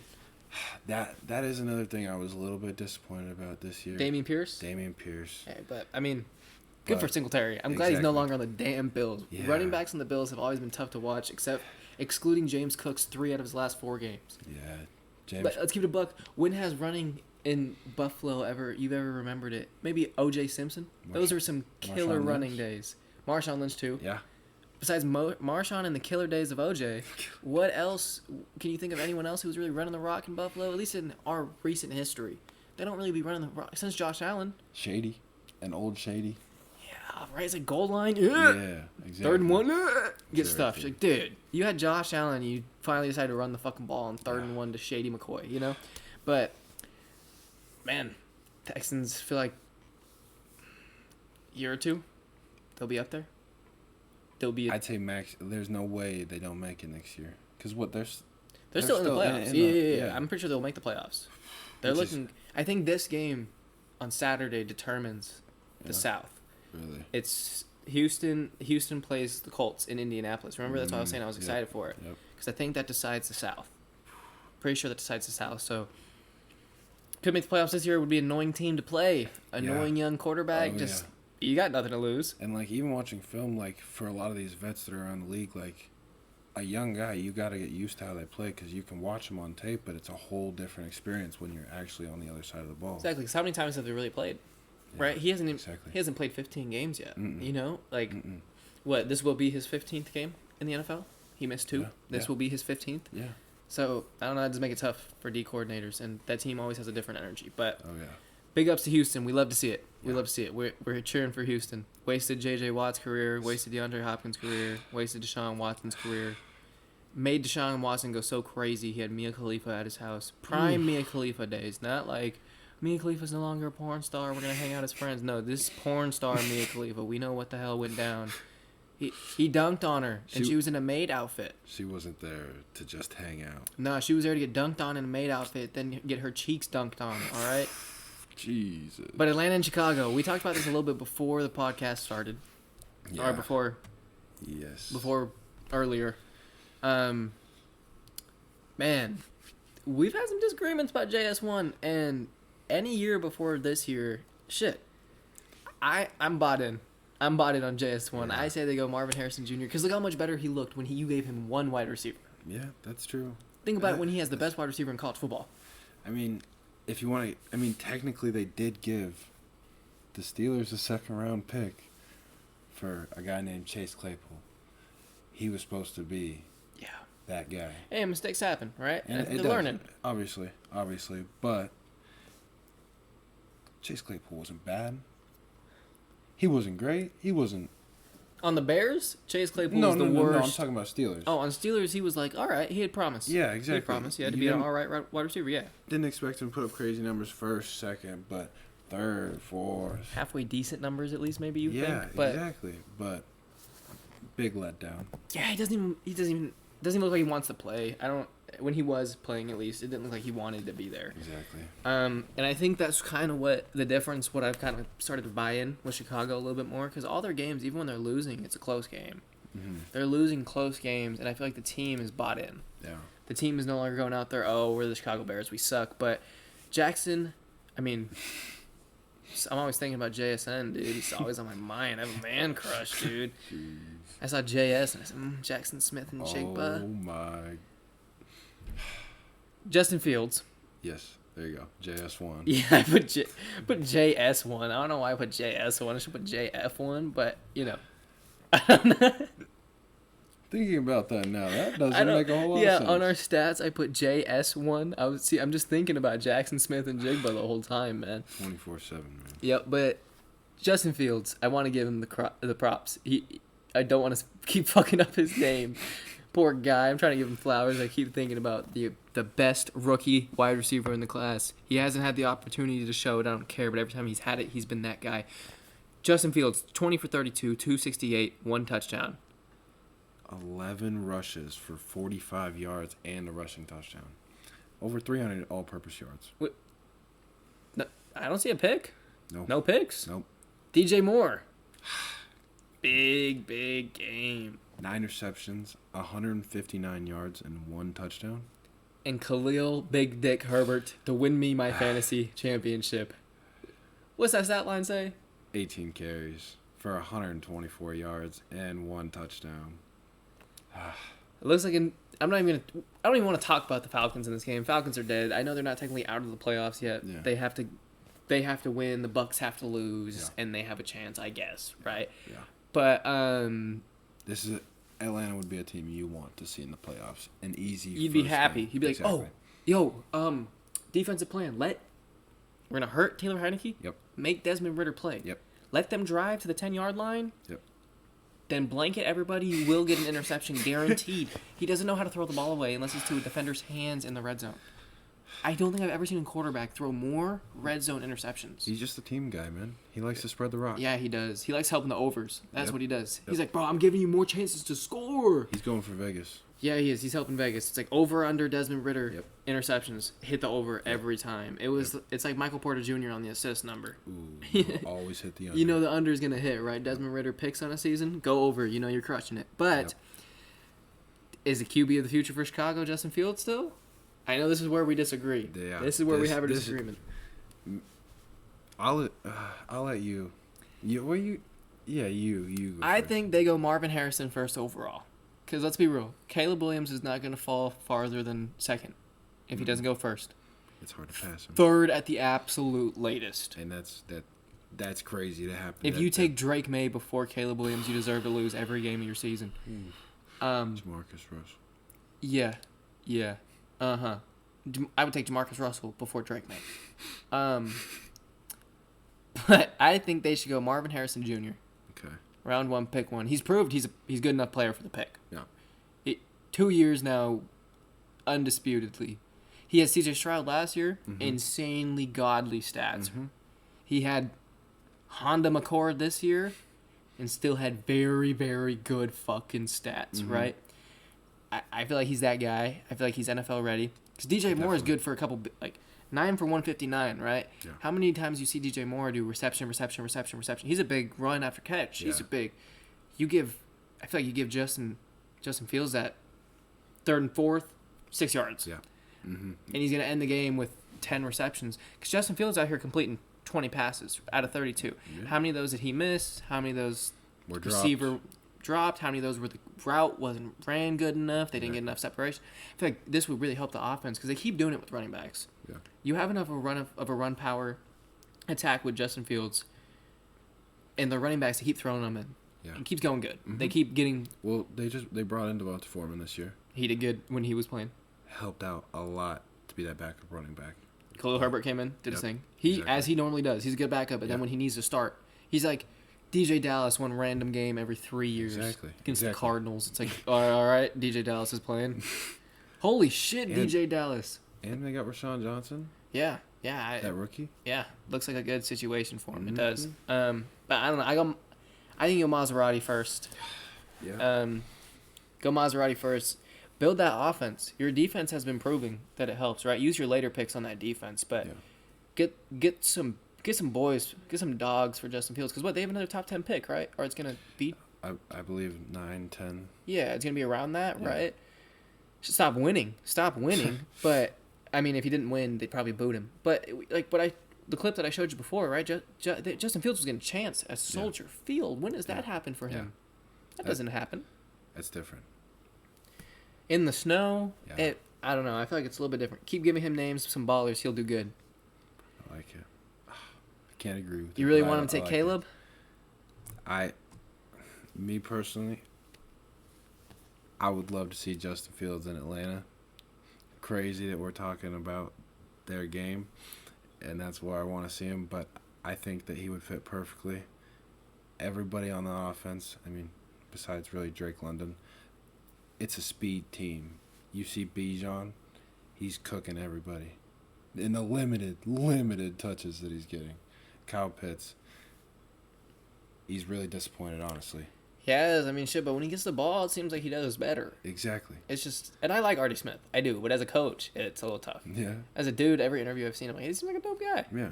But makes it tough when you spend these high draft picks. We said we weren't going to talk about Atlanta. It's kind of funny that it worked out this way. Mm-hmm. So you think ship him off to Atlanta, take Caleb?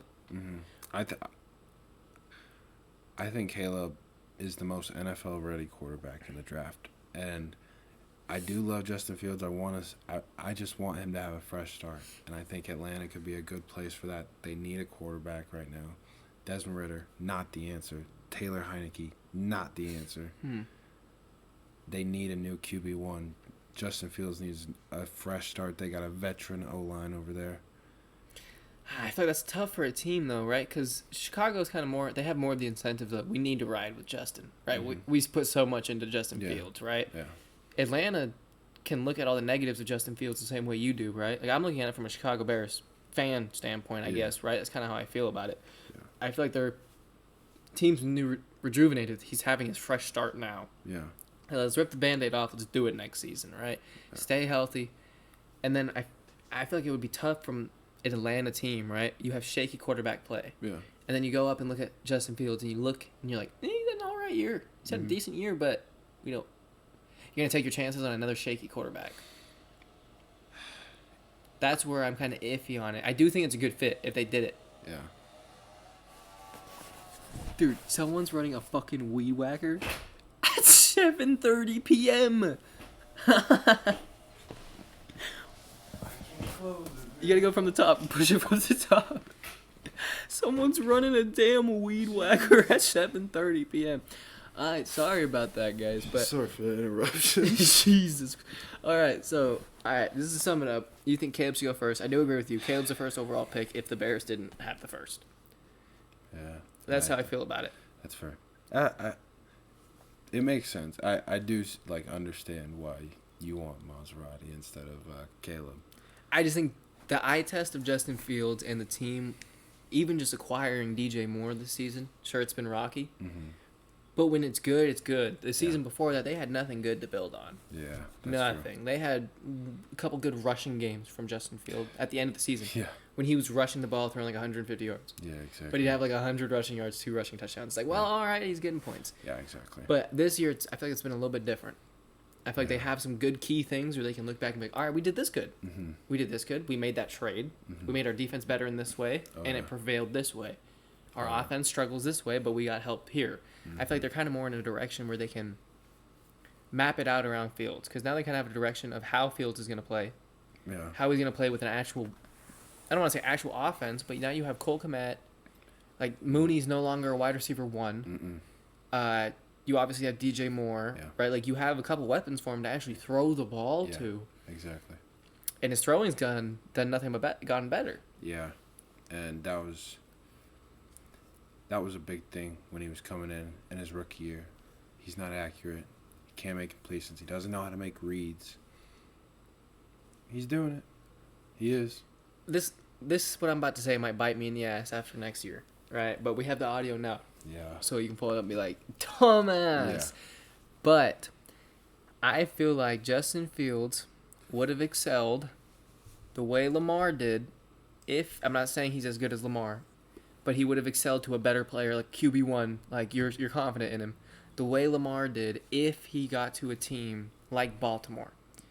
If Justin Fields started off on a good team, because Baltimore wasn't great, but they were just getting off the Flacco years. They didn't have to bridge.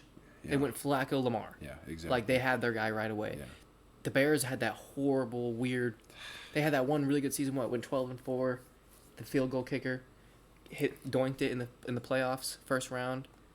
You remember that they had that really really good defense.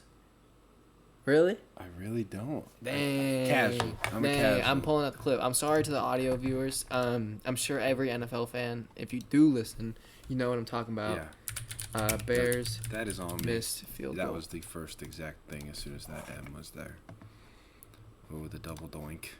Okay, I feel like I remember hearing the double doink. So Philly's 9-7, Chicago's 12-4. This is when they had the number one defense, Mitch Trubisky. Oh my gosh. Dink. And if you really go back and look through it, right here, it's hard to see, but it gets tipped. It got tipped. Really? When you go, this guy got hate. The kicker got hate but then when you go through and slow down the tape, it got tipped. But ever since that loss, ever since that year, they haven't had a steady year, right? Yeah, exactly. I feel like if Justin Fields got that opportunity in the organization that built around him, same way that the Ravens, it's taken a little bit, right? But this team feels fully built for Lamar. Oh, God. It feels fully built for Lamar. They actually used a first-round pick on a wide receiver. The Ravens. Yeah. Everybody's been saying it for years. For Lamar. Since Lamar's MVP season. They have Get Lamar. him some weapons. They have Lamar sitting in the pocket. And I feel like Justin Fields put him in a situation like Lamar. Yeah. Give him 5 years. He'll end up doing what Lamar did to Miami. Yeah. 56-19. Can we say that Lamar's a MVP lock? Yeah, he's the MVP. It's set in stone now? It's yeah, as much as I want it to be, you can make the case for Christian McCaffrey, but he's not going to play next week. Yeah. Lamar's probably not going to play next week. They both locked up the 1 seeds. Yeah. I think at this point, he beat Christian's team. Yeah. He beat Tyreek's team. And he didn't just beat Christian's The team. Niners game looked closer than it was on the final score.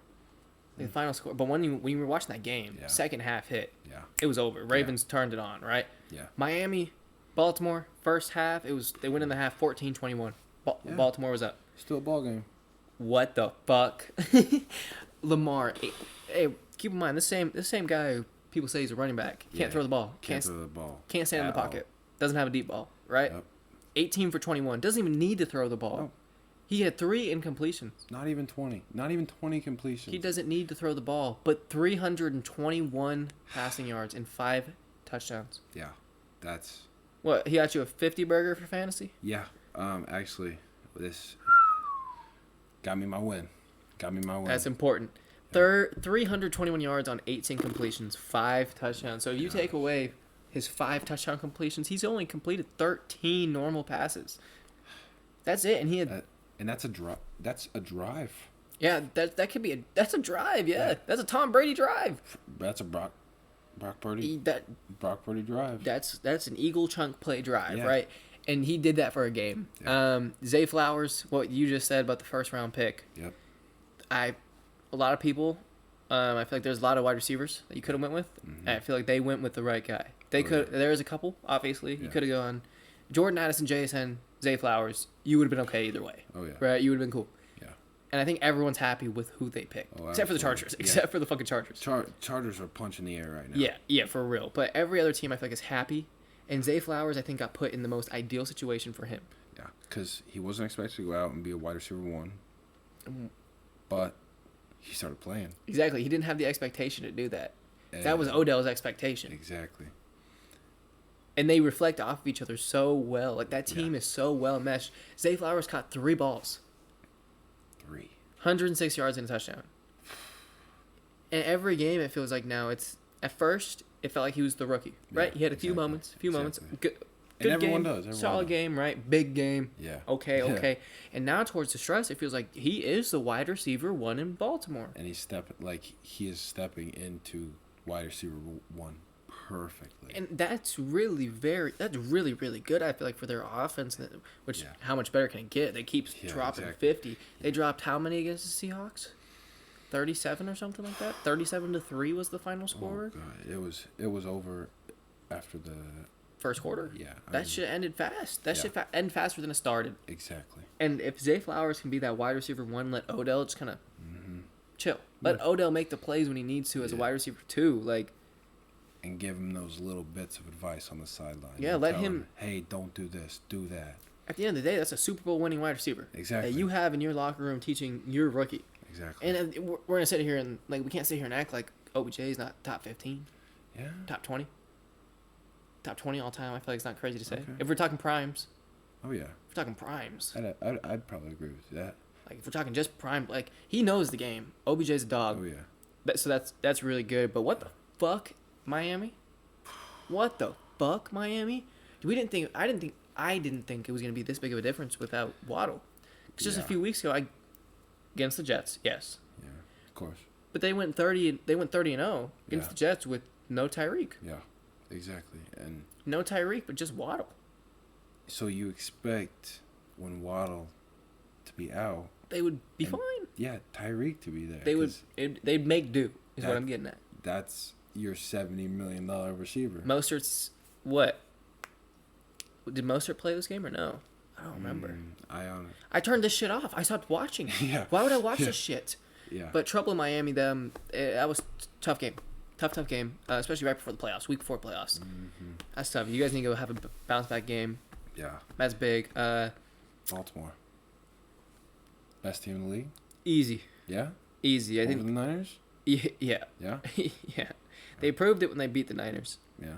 And I get it. It was a 1-game thing, Yeah. right? Cowboys have been saying that about the Niners beating them, right? Yeah. And I hope. What did Joey Bosa say? Or Nick Bosa? He was like, "We gave the blueprint on how to beat the Eagles." Exactly. And what's happened since? I hope the Ravens gave the blueprint to beat the Niners, because they haven't had a team to execute it. They played Washington this week, but Yeah. Baltimore's for sure best team in the league, undoubtedly. Obviously, that could change come playoff time. Of course. Playoffs are different, but Yeah. talking regular season, by far looking like the best team. Yeah. They haven't lost a game. They're like 7-1, last 8 or something like that. Like Jesus, Yeah. dude, like chill out. Baltimore's really, really, really legit. That defense?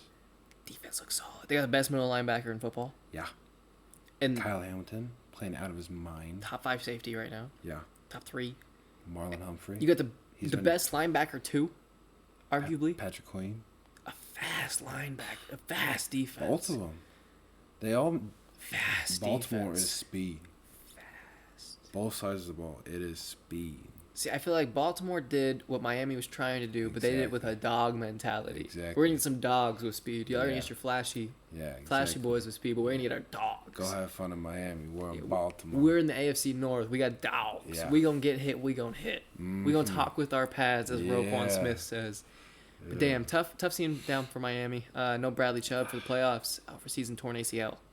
In garbage time. In garbage time. I mean, maybe he should have been on the Ravens being a dog, because he seems Yeah. like a dog for Hey. playing that deep.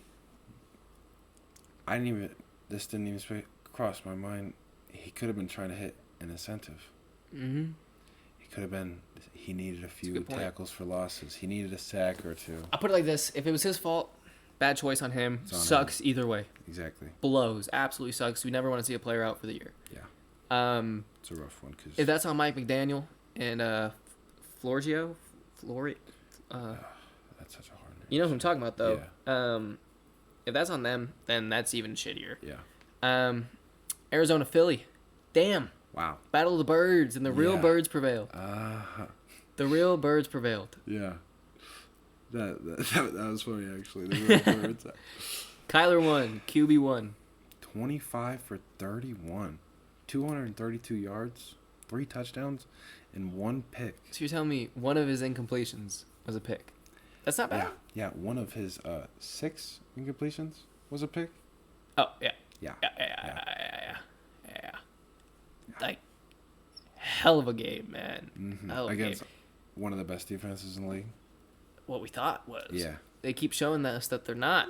Pre week 14. But we keep thinking that they're the fucking Eagles. They'll beat up. They had a scare with the Giants, and then we're like, all right, they'll do fine. It's the Cardinals. It's the Cardinals. The Cardinals been giving people kind of a game, but then eventually the other team pulls out, and I think we forgot how this Cardinals team looked though with James Conner running the rock. yeah. Oh my. So he was hurt for a gosh. while, and then he came back, and this is a different Cardinals And team. they were going rookie to young guys to vets. Like, their run game was not good while James Conner was out. No. And 26 for 126 and a tutty. Philadelphia sucks ass, huh? Pretty much to sum it up, yeah. I mean, shit. Ever since they went 11-1, they've been dog shit since. What? Yeah. They're 12-5, 12-4, 11-5. They're 11-5. I think they only have 11 wins. Yes, they they got to 10-1. That's what it was. Yeah. They got to 10-1. Yeah. Lost. Beat the Giants. Lost to the Seahawks. Yeah. Who just lost to the Steelers. Yeah. You lost to Drew Lock. This team sucks. They lost both their coordinators got head coaching jobs. Yeah. They just got beat by their old defensive coordinator. Jesus. Josh Gannon's the head coach of the Cardinals. Yep. Weird guy, by the way. It's like Michael Scott in real life. He is a bit of an odd guy. Philly misses their coordinators a lot. Their sacks are down. Defensive pressures are down. And just takeaways are down. Just with the offense, you can just tell. They're missing It's so different. Shane Steichen, that's his name? Yes. Colts guy? Yes. Missing Shane. Yeah. Missing Shane a lot. Missing Josh Gannon too. Jeez. Missing him a lot. But hey, good shit. Hats off to Arizona. Yeah. You got nothing to play for, and you go out there just ruining people's chances at a 1 seed. I love that. Exactly. That's beautiful. We don't got to go through the playoffs through Philly this year no more. For a team that was supposed to go 0-17, good shit, Arizona. Yep, hell of a team. Hats off. Yep. We're cool with that. Pittsburgh and Seattle, we're going to make this one super, super brief. We're literally going to go over stats because at the very end of the hit the table. At the very end of the episode, we're going to go and have we're going to call it Seahawks Yap time. Yeah. As both of us are Seattle fans, and we have a lot to say about this game because even this stat, we have it written out quite a bit. We wrote out a little bit with the stats in our notes, but we're going to go over it pretty quick. I think we both have the understanding. We're just going to kind of briefly touch it, and then if you really want to listen to it, it'll be at the end of the episode. If you want to listen to it now, skip to the end of the episode, then come back so you get the game full review. If you really care about the Seahawks shit like that, but I know not everyone does. It's an ass team to like that. Here we're gonna have Grays by 45, but Seattle Seahawks in Seattle win out. We're in the playoffs guaranteed. Now we're in a situation where Green Bay's got to lose. Yep. To QB1 Justin Fields, and we have to win against Cardinals that just beat the same Philly team we beat. And I want to say they are going to be coming out hot. We're going down to Glendale. Yep. All right, We're Mason. South before. Mason, the red-nosed quarterback. Denthead. 18 for 24, 274. No touchdowns, no picks, no turnovers. What a solid performance for him. Coming into the season by the third string. Why do you need to throw touchdowns when your running backs in 30 carries are putting up 200 yards and 3 touchdowns? Yeah, it's kind of hard to beat that. What are you supposed to do? They have 200 rushing yards and 2 touchdowns on 30 carries. And they have 2 arguably RB1s in the backfield. Najee, 27, 122, 2 touchdowns. Jalen Warren, 13, 75, and 1 touchdown. George Camp blocked to save his life. Pickens last 2 weeks heard the naysayers. As Jalen Monroe would say, let the naysayers know. Let the naysayers know. And he came out and had 2 huge games for the Steelers. 7 for 131, no touchdowns, don't need him. Your running back's doing what they need to do. Gino. I'll briefly talk about Gino. We don't want to go too deep now. Yeah. Happier with him last few weeks. Mm-hmm. We know he's not our generational franchise guy. Yeah. He needs to bridge. He's our bridge. Yep. He needs to keep bridging. Exactly. It was shaky for a little bit, but he got healthy. He's been doing better. So, shout out Gino. 23 for 33, 290, 1 touchdown, no picks. Yeah. Cool with that from Gino. A lot better than he has been playing. Yeah, we Seahawks couldn't stop the run. Yeah. If Helen Keller was running the ball the wrong fucking way, Yeah. she'd still somehow end up with a 20-yard gain or a touchdown. Oh yeah. Some way. We'd be staring around. How'd she do that? She can't even say water. Exactly. Water. Seattle made Najee look elite, and I feel like they had this hope the whole time. Like, all right, we're done with Najee. We're gonna have Jalen Warren. Exactly. Najee looked good. He proved why he was a first-round pick. Najee, once you put him against the Seattle Seahawks defense, he looked fucking nice. Steelers, suck to see him in January. I think that they could be a scary team. How they're playing now. Yeah, I think they could because their defense, they make plays. Obviously, T.J. Watt, Alex Highsmith, Cam Hayward, they're gonna make plays. Joey Porter Jr., very, very promising rookie, and he was on DK a lot of the game. But I think I'd rather see the Steelers over someone like the Ravens. Yeah, or the Browns. Yeah. But, I mean, shit, could give you problems. Oh, yeah. Could give you problems for sure. Definitely. Can go either way any night. We'll talk more about the game and the Seahawks point of view, but hats off to the Steelers. We probably wouldn't have even touched on this game if we weren't Seahawks fans at all. So Yeah, probably not. I don't know about, I won't speak for Tyler in this one, but I do not like the Steelers. I like TJ Watt. Yeah, he has he's the only exception to wear the black and yellow. Yep. Yeah, he's nice. I like him. Yeah. Helps. Last name helps. Mm-hmm. But he's a dog. He's a dog. Rest of the team, I'm not a huge fan of. Makes it a little tough. Cincinnati KC came into Burrowhead. Jake Browning. He was out there. He was trying to get him in. Yeah. We don't even have to put it on perspective on how disappointed we are in this game. Yeah. The only players' stats that we have pulled up here is Isaiah Pacheco. run the ball like he's about to get shot in the back of the head, Pacheco, and Raishi fucking Rice. Yeah. Where is Travis Kelce? He is at a concert, I think. Or is he just? Oh my bad. It's cardio season, is it? Yeah. Oh, it's cardio. It's Yeah. our fault. He's pulling Tony Snell. Our fault. Yeah, he's just running. Yeah. Yeah, 0 stats. He's just out there to look pretty. Yeah, he's just being a decoy, which can be useful, but damn, it's just no production. You would think at this point they'd kind of force him the ball more. Exactly. Like, bro, it doesn't matter. You're Travis Kelce. Get the fuck open. Just run whatever route you want. Yeah. We have a quarterback who will get you the ball there fast enough. Exactly. That's the thing with him, with Patrick Mahomes. Like, he's not going to loft the ball to him. Yeah. Like, he's going to run whatever route. He's going to cut. Ball's there. Like, Mm-hmm. Isaiah, 130. Yeah. 7 receptions, 35 yards, and a touchdown. 165 all-purpose yards. Oh, man. Touched the ball 25 times. Yeah. See what happens when you give your playmakers the ball. It's crazy sight, huh? Yeah. It's crazy how much their offense goes through him when you think. It's a different Chiefs team. Yeah, exactly. Because when's the last time we saw a dominant running back? Alex Smith, Jamal Charles. Yep. Before Patrick Mahomes. You haven't seen it with Patrick Mahomes. Exactly. It's never happened with Mahomes. Because they've solely relied on him passing the ball. And what they do this last year? They brought in Jerick McKinnon. And what did he do? He did Played good for a free agent signing. Yeah. And I don't think Mahomes, I think the narrative's starting to become Mahomes he needs weapons. Yeah. I think he needs someone who's not, I think he needs someone to catch the ball. That's it. He had Yeah. Juju last year and they won the Super Bowl and he had one of his best seasons. Yeah, and like it's crazy how big of a difference it is. Like Juju Yeah. is that big of a difference, right? And Juju's not even like that. Like we like Juju, but Yeah. he's not like that. Corvette, hop in a motherfucking jet like that.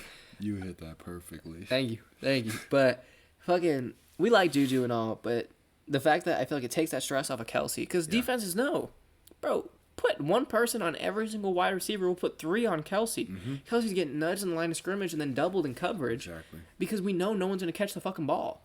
And Kelsey's been one of those people this year, not catching the ball. Mm-hmm. Like, why is your running back on a Patrick Mahomes-led offense, your leading receiver for the day on 7 receptions? And not like 7 receptions for a lot of yards. No. 7 receptions for 35 That means yards. no one's open. You can't expect Kelce and Raishi to be able to be open every single play. You got it. Good teams like Tony would be good if he wasn't having to get open like he was. Exactly. Last year when they would have the occasional play for him and Yeah. Juju was that guy, and Raishi's starting to become that. Yeah. Raishi is starting to become that Juju role, better than Juju did. Mm-hmm. But he's starting to become that wide receiver 1 that can take the stress off the other guys. Exactly. Maybe Tony can get back to his role where it's just a couple balls a game, make a couple plays. But Raishi, 5 for 120.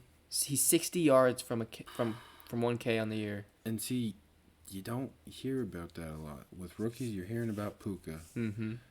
Rightfully so. Yeah, no. He is the best rookie wide receiver, but all you props don't. to Yeah, Puka, yeah.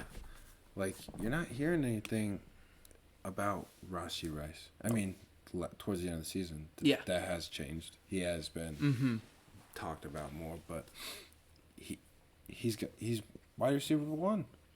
He is. And it's crazy to say because he's on the same team with Travis Kelce. Yeah, he's being a rookie, Yeah. and he's catching balls. That's the thing. Exactly. He's on 79 receptions for the year. Mm-hmm. He's getting balls. Almost double-digit touchdowns, too, at 9. Yeah. He's a new wide receiver 1. Yeah. I think you build your wide receiver room off of him from now on. Mm-hmm. He's your number 1 guy. Everyone else you bring in is to complement him. Yeah, exactly. Strictly complement him.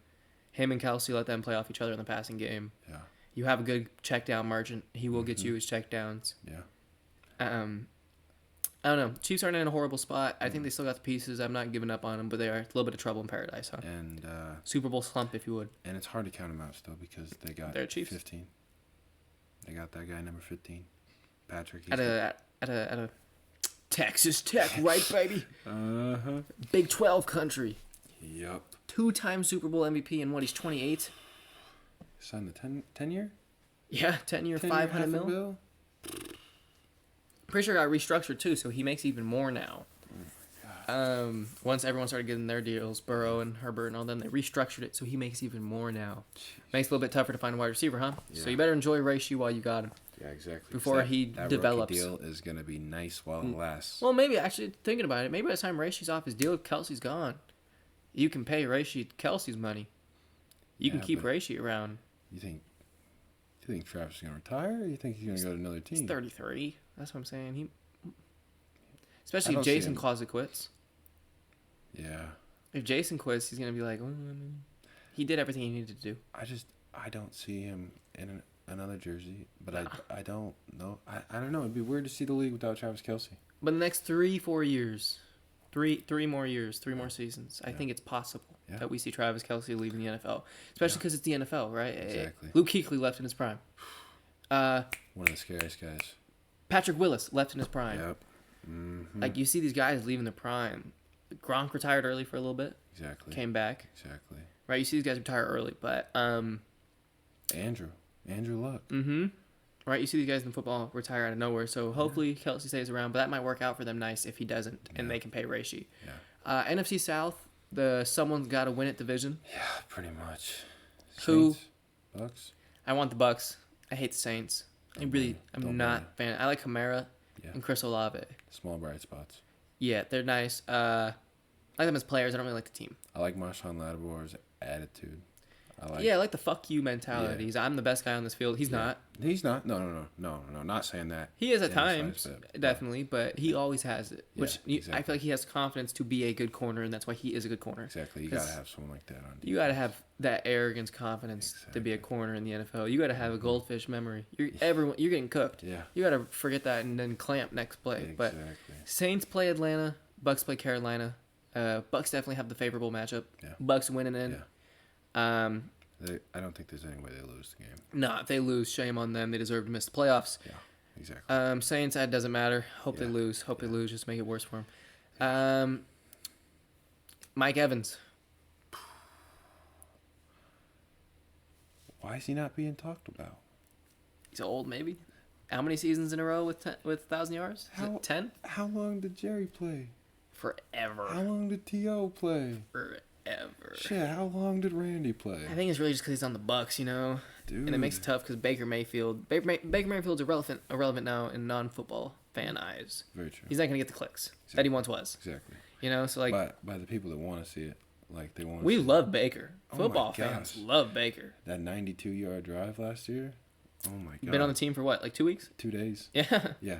He had flew in Tuesday, had a game Thursday. Fucking hell, yeah. How many yards you need? Yep. 92. Check it. Write it on check. Take it to the bank. It'll cash. Mm-hmm. That's Baker Mayfield for you. Yeah. Billy Belichick. Up in New England. Billy Belichick. Is he gonna stay? Leaving? Retiring? I think he's leaving, and I think. Do you think he's leaving, or is that what you want? I think that sorry about that. Feelings are mutual on both sides. I think Bill wants out. Tom's gone. He tried to do it with Mac. Can't do it with Mac. I think he leaves. I think he goes to a more defense-oriented team. somebody who's got pieces. I know the Chargers are the favorite. Yep. You were talking about Atlanta Yeah. for Justin Fields. Because I think Justin Fields, as weird as it sounds, because Justin Fields is a running quarterback, I think Justin Fields in a Bill Belichick offense could work. Yeah. Because it's not solely relying on his legs. I mean, and Bill Belichick could shape it into that. Exactly. Let him do it on his legs. Let him just be a check down merchant. We know Bill Belichick likes cooking up check downs. Exactly. Like, I think if Atlanta could pull off both of those moves, I think that could help a lot. I think the next 3 teams we have on our list, including Atlanta, not the last one, but Atlanta included, what's missing? Quarterback. And like what Sean Payton did, right? He gave Russ a chance. Yeah. I think he could have played his cards differently. He got a little bit of a better situation. Definitely. Absolutely. But like Atlanta, Commies, Carolina, all young teams need head coaches, but no quarterback, and I think that makes that tough. But Jets, they let go of Robert Saleh. Why not? Yeah.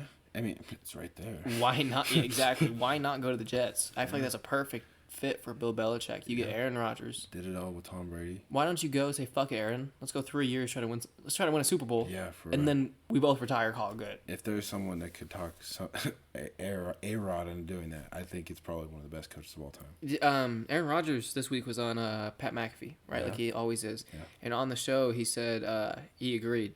Bill Belichick's the greatest coach, greatest GM of all time. He has that respect. We know that from the times they've played against each other. He knows about that respect. We said Raiders. I'm not as favorable of that one. It could happen. I think that there's potential. Obviously, they don't have the quarterback. Aiden O'Connell, the rookie. I don't want the Raiders. I want them to keep. Yeah, no. Antonio Pierce? Antonio Pierce, yes. But if Belichick goes there, he has to hire Josh McDaniels as the offensive coordinator. That's set in stone. It has to happen. Yeah. He has to bring him back to Vegas. I think with Tom Brady being a partial owner and how close they were, I think that there's a chance that Tom could be like, hey. Come live in Vegas, man. Have some fun, right? It's nice over here in Vegas. Shit, I guess we'll see with Belichick. I guess we'll never know for sure until Robert Kraft or Bill Belichick says it themselves. Because you know how the Patriots organization carries themselves. They're very professional in the sense of that. But Russ, we love Russ. We always want Russ to do good. Except for, last season. Last season was, that's different. That's different. Last season was, he wanted to leave us. Exactly. So last season we wanted him to do bad. But I feel like that's the rule. There were reports that were coming out. He wasn't acting the nicest. He had his own like rooms. He rode in his own cars. Walked in by himself. Took his own planes. Walked out of his own exits. He was doing his own thing. Yeah. Owned team meetings, all this shit, right? And it left a sour taste in Seattle's mouth because that was our guy. That's the greatest quarterback in Seattle Seahawks history. Won a Super Bowl. The only quarterback to do so. Exactly. The only quarterback to get there multiple times. Yeah. Yeah. Take us. Multiple times. Took us twice. Granted, Matt Hasselbeck did not have the Legion of fucking top 3 defense of all time. He had Sean. Huh? He had Sean. He was alright. I don't think he was better than Marshawn though. Fair. Fair. I think Russ had the better teams. But anyways, Russ was that guy. Yeah. Russ is that guy. We want Russ to do good. He was playing good ball this year. He really was. Obviously, everyone knows they got off to a rocky start, 1-5, and then their next 7, 8 games, they go 6-1, 6-2. Yeah, 6-1, 7 games. Yeah, it goes 6-1, and it makes it tough. I feel like it is kind of fucked up for us, right? Yeah. But I feel like that was a predetermined thing when Sean Payton came in with the owners. He said, "Look, I'll give Russ a chance." Yeah. But the second he's not my guy, exactly. So the second I don't want him anymore, exactly, I'm gonna get rid of him, and we're gonna work around this $37 million because I want my guy. I don't think Sean Payton wants to sit on another team for 8 years, rebuild it. Yeah, exactly. He probably wants 3-4 years, get it good. And I don't think Stidham is the guy. Oh no. I think Stidham has promise. Let's Stidham work around, see what other quarterbacks you can do, give him a little bit. If he's your best option next year, run it next year with him. I think Stidham was very lucky to be in the situation he's in. Yeah. Well, Sean Payton brought him in. Sean Payton's the one. Once Sean Payton got hired, we want him. Yeah. We want him. They gave him money, good backup money. So he's out on a $7 million contract. For a backup. Yeah. Jeez. I might be $7 million multiple year, not per year, but still. It might be 3.5 a year. Ooh. Yeah. For a backup, that's crazy. It was Belichick's doing. I was Belichick. gonna say Fucking I heard Sean Payton. But Peyton's doing, right? So new system, new coach, new O-line. None of them is really Sean Payton's guys, right? I think it should have got some more time. I get it. Last year was bad, but whole I just different don't- scheme, whole system. I just don't think it was great, and that's what Sean Payton expects. Yeah, exactly. Right? He's expecting greatness. He's out here unretiring, Yeah. getting off the couch, doing cozy football shows. Exactly. He expects greatness, and Russ was good, Yeah. but he wasn't great. Exactly. And the team isn't great enough to help Russ be great. Mm-hmm. And everybody talks about the defense they had. Well, how much did they give Randy Gregory last year? Shit, fuck if I know. A lot. Yeah, and what happened? Cut. Goodbye. Like Goodbye, Randery. Randery. Randery. Randery, that's a new name, Randery. Everyone talks about how they got pieces. They have what it takes. They just need a quarterback. That was the big talk before they got Russ. They just need a quarterback. They got the receivers. They got the line. They got the defense. They just need their guy. Maybe we were wrong on Russ in the fact of how good he was. Yeah. But tough, they also didn't get prime Russell Wilson. Exactly. You know? Different. And It's a different Russ. I also don't think Sean Payton was ever down for the idea of paying Russell Wilson $37 million a year. And I think that'd be tough for a lot of people to do. For Russell Wilson. Yeah. If you're getting Patrick, Burrow, Allen, Bro, Herbert. you get those guys on $37 million, you're getting a discount. Yeah, but Russ maybe like 25 mil. Yeah. Type of thing. But Exactly.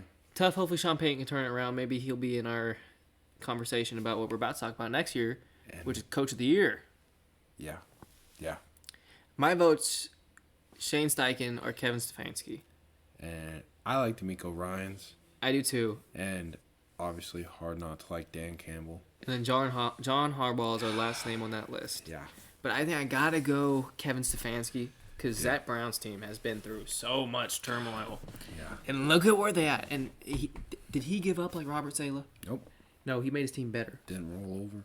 Didn't just Yeah, we're done. tuck his arms and cross his arms, make the same facial expression all game, couple Yep. deep breaths. Yep.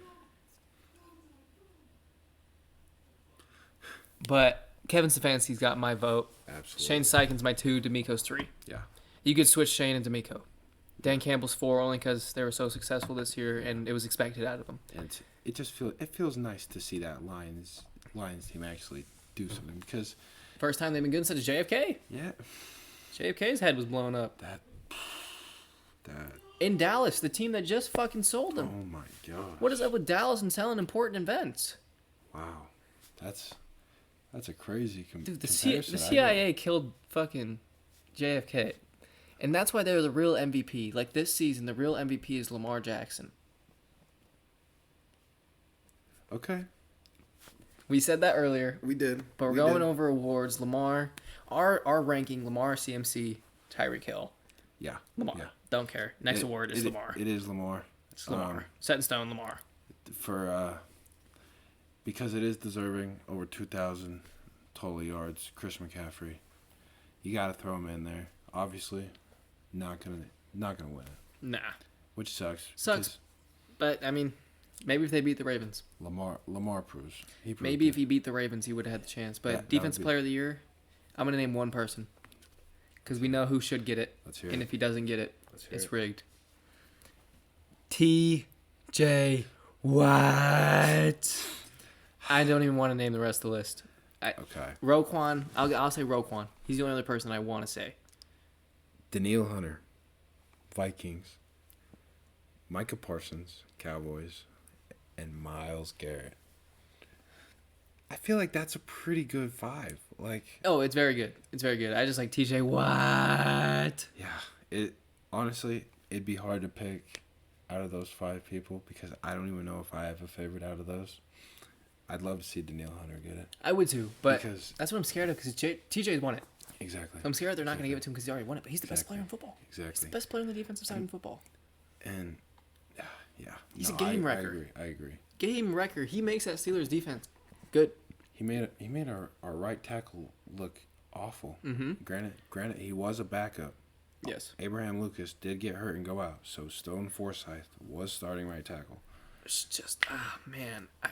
But he was cooking. Even when they got to double him, bring the running back, Highsmith's getting home. Exactly. Someone else is getting home.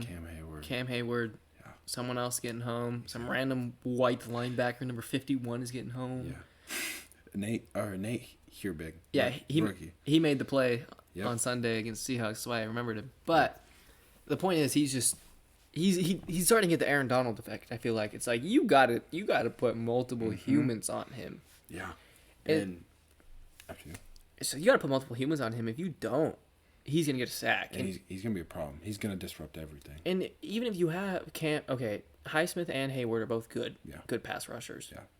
But if you have even, I feel like, above average pass rushers with T.J. Watt, they're gonna thrive. Mm-hmm. Because there's so much attention. Exactly. That opens up so much gaps, so much just free space for all those other D linemen. Exactly. And it is Pittsburgh football, so they are going to run four down linemen just about every single play. Mm-hmm.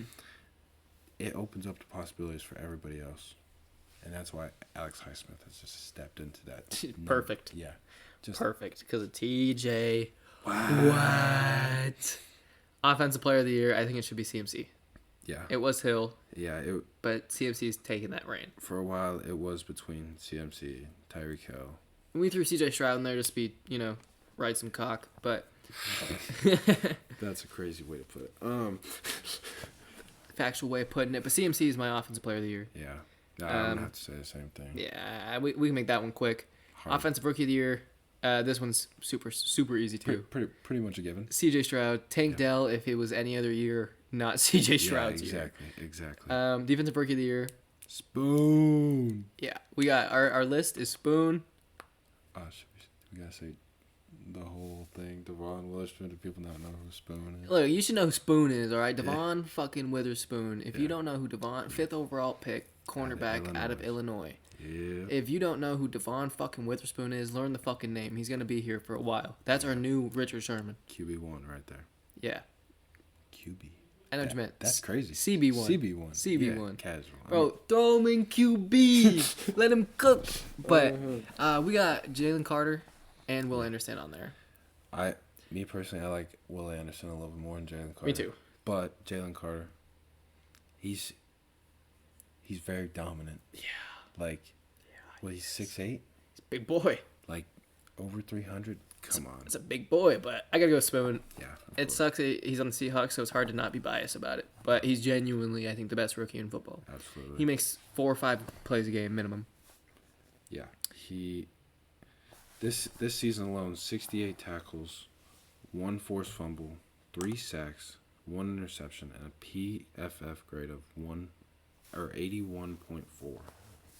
He's that guy. He's been killing it. We killed it last year in the 5th round, drafting Tariq Woolen.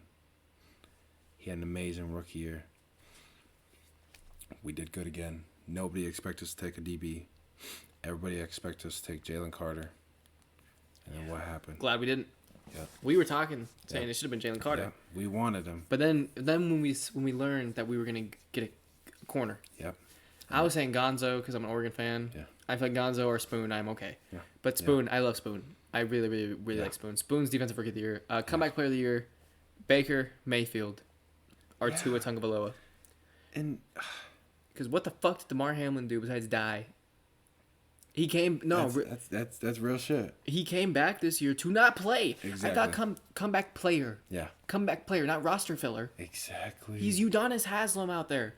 He's literally Udonis Haslam. They'll throw him in 2 special team plays. Good job! Exactly. He comes off and he's comeback player of the year. What did he do? It's like in high school when you're playing basketball in the last game of the season on senior night. They throw the manager in. Yeah, the Down syndrome manager comes out to drop some buckets. Yeah, exactly. Yeah, I don't know. Why is DeMar Hamlin supposed to get it? Cool storyline at the time, but at this point, it's like, man, we get it. He's good. Yeah. I'm happy he's good. I don't wish that he wasn't good. I'm super happy that he's okay. Exactly. I feel like we're focusing on the wrong part. But damn, how are you gonna get an award? It's great that he can come back and play football. Yeah. That is beautiful. Yeah, but it's not. Why are we giving him an award? Right? What did he do? Tua last year, there was talks of him Tua should retire. This is scary for Tua's health. Tua has a family to think about. Tua was out throwing, Scary, hands going scary straight up, head injuries. smacking the turf. Tua comes back, looks like a whole new man, knows how to fall now. Exactly. Baker Mayfield down and out, number 1 overall, comes takes over a new team. Yeah. Looks like they're gonna go to the playoffs. And nobody was really sure how that Bucks team was going to do with Baker, because Tom Brady was gone, and then all they had was Kyle Trask. What are you going to do with Kyle Trask? Exactly. And then they bring in Baker, and then they say that they're having a QB battle, and then Baker wins out. And what's happened since? He's done all right. Playoff contention. Yep. Looks like they're gonna win it too. They're in the position to win it. They control their own destiny. Comeback play of the year. I'll give it to Tua. Tua's my vote. I think he came back from more. Baker came back from being shitty, hurt, and on bad teams. Yeah. Tua came back from genuinely almost having his football career ended. That's about all for the NFL, but we want to talk one more football thing. Yes. We're excited for it because football is going to end, and as big football fans, we're going to need something to fill our time. Of course. NBA's been going. Yeah. We're not completely locked in yet. Trying. But we need to find something to fill the springtime besides baseball. Baseball's great. Yeah. No. Love baseball. Been trying to get into it more and more. We'll probably have like a baseball segment, very small amount of baseball. Definitely. Just talk. It won't be like how much we talk about football Yeah. or basketball, but baseball. I'm starting to fuck with baseball heavy. Oh yeah. But in spring, all you have through spring and summer is baseball, and then you have like the USFL and the XFL, and that made it tough. 2 small leagues. It's hard to care about it. Exactly. But then we get news. The UFL is being created. The United Football League. Yep. The XFL and the USFL merges. Yep. I feel like it's a G League. It's almost a G League for the NFL. I hope it develops into that. I really hope it does. I hope that they get more than the teams they have now, because right now they do only have 8 teams, 4 from each league, XFL and USFL. Once they start expanding, starts getting some fans, start getting some cities, some the towns St. Louis behind it. team averages Yeah. 35,000 Yeah. people a fucking game. They're filling up stadiums. Just to prove a point to the NFL. Exactly. You took our team, and we're watching the Rock's owned football team. Yeah. With these guys, we'll never know their names, but we're showing because we love football, and I think that's great. And the combination of both leagues, I think, is really dope because it's going to make that talent better. Exactly. And obviously, it's never going to get to an NBA or an NFL level talent. No. But But if we can get to a G League level, that's going to be entertaining because it goes during the off season. yeah, exactly. That's why we can't watch the G League, right? It's because it's during the season.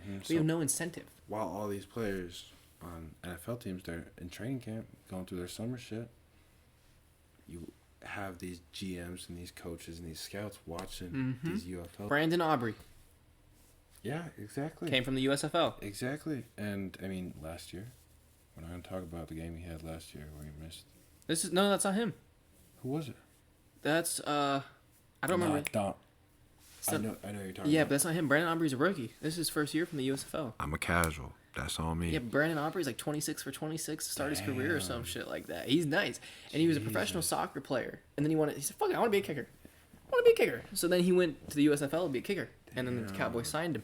And I think that's really nice because NBA should take notes with their G League. We should have G League in the off season. I feel like it'd give us basketball fans. Exactly. Because there's a lot of G League players where we're like, I'd watch them. Luke Garza in the G League is fucking LeBron James. G League MVP. He's so good. Yeah. Corey Kispert, when he was in the G League, Kenny Lofton.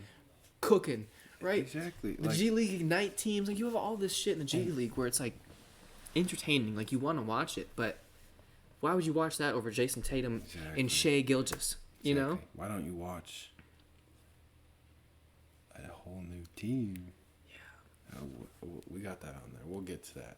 That's done. With the UFL, it is nice. I like that they're doing it during the spring. Yeah. Can't imagine that the schedule is going to be. Can't imagine it's going to take too long. It's probably going to be 2-3 months. Yeah, exactly. It's going to be a quick season. Game a week. You know, you're playing 7 regular season games. But that hypes it up a lot more. Like Hey. that gives a lot more time in between games. Makes it nice. All the teams too. I wonder if it's going to be once a week. I wonder how to do it because all the teams are super close. They're very close. But you can't do football. You can't do tackle football more. Yeah. I mean, I guess you give them 4 days apart. I guess. Yeah, Do 4 days. I guess. 4 days. But it 5 days. 4 days. does take a toll. Yeah. If you do a Thursday night game every time. For sure. I hope they do weekly. Yeah. I hope they do weekly. Yeah. Like, I know. Give us Sunday. Just do it on Sunday because we're not gonna have shit on Sunday. Well, NBA usually steps it up on Sundays towards once NFL stops. I say take advantage of when the NFL ends. Just do it a day where we can do Saturdays. Yeah. Do Saturdays. I'm cool with that. So we can instead of college football, we have that to watch. Exactly. But we have decided we are a fan of the Houston Roughnecks. Yeah. The fucking Houston Roughnecks. We went through the teams. We went through the teams. We did very, very, very deep research on every single team. Yep, we dove thoroughly into the history, the players, the roster, the owners. We're lying. We looked at the jerseys. Yeah, we looked at the logos and the colors and the jerseys. Yeah, casuals. Hey, we're not gonna be once the season starts. The Roughnecks Houston Roughnecks with the two-toned unis. Hey, just wait till you guys see us Wait till rocking one of those jerseys. just on the wait pod. till we see Bobby Green Bob from Bobby Green Houston Roughnecks, and I'm wearing his jersey. Just wait. Season starts on one of the better days of the year, March 30th. Yep. That's when baseball started last year. Baseball starts March 28th this year. What else on March 30th? Oh, right, my birthday. Oh, yeah. Right, that's crazy. Yeah. It's crazy, but yeah, we're excited for that. But we're gonna go take a piss break. Another 3-second thing for you guys, but we're gonna take a piss break and we'll be back to talk basketball.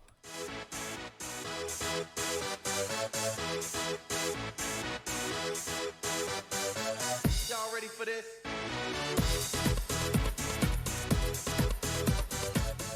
Welcome to the NBA segment of the show.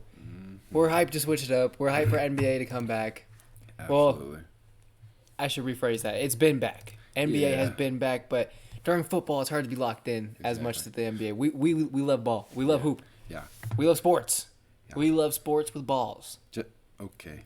You're telling me we don't like ball sports? We like contact sports too. We really fuck with UFC. Yeah, that's true. We'll have to add a UFC segment in here. Yeah. We'll work that in eventually. Yeah. We'll do a little short UFC thing after UFC fights. Yeah, do it. Definitely. Sean Strickland fights coming up. I'm pretty sure. January 20th. Gonna have to talk about that. Yeah, we'll talk about that one. Hopefully he fucks up Driscus. I like Driscus until he got a fight with Sean. I really like Sean. But yeah, so if we make any casual takes, I know we've said this before about the football, but this is for real now.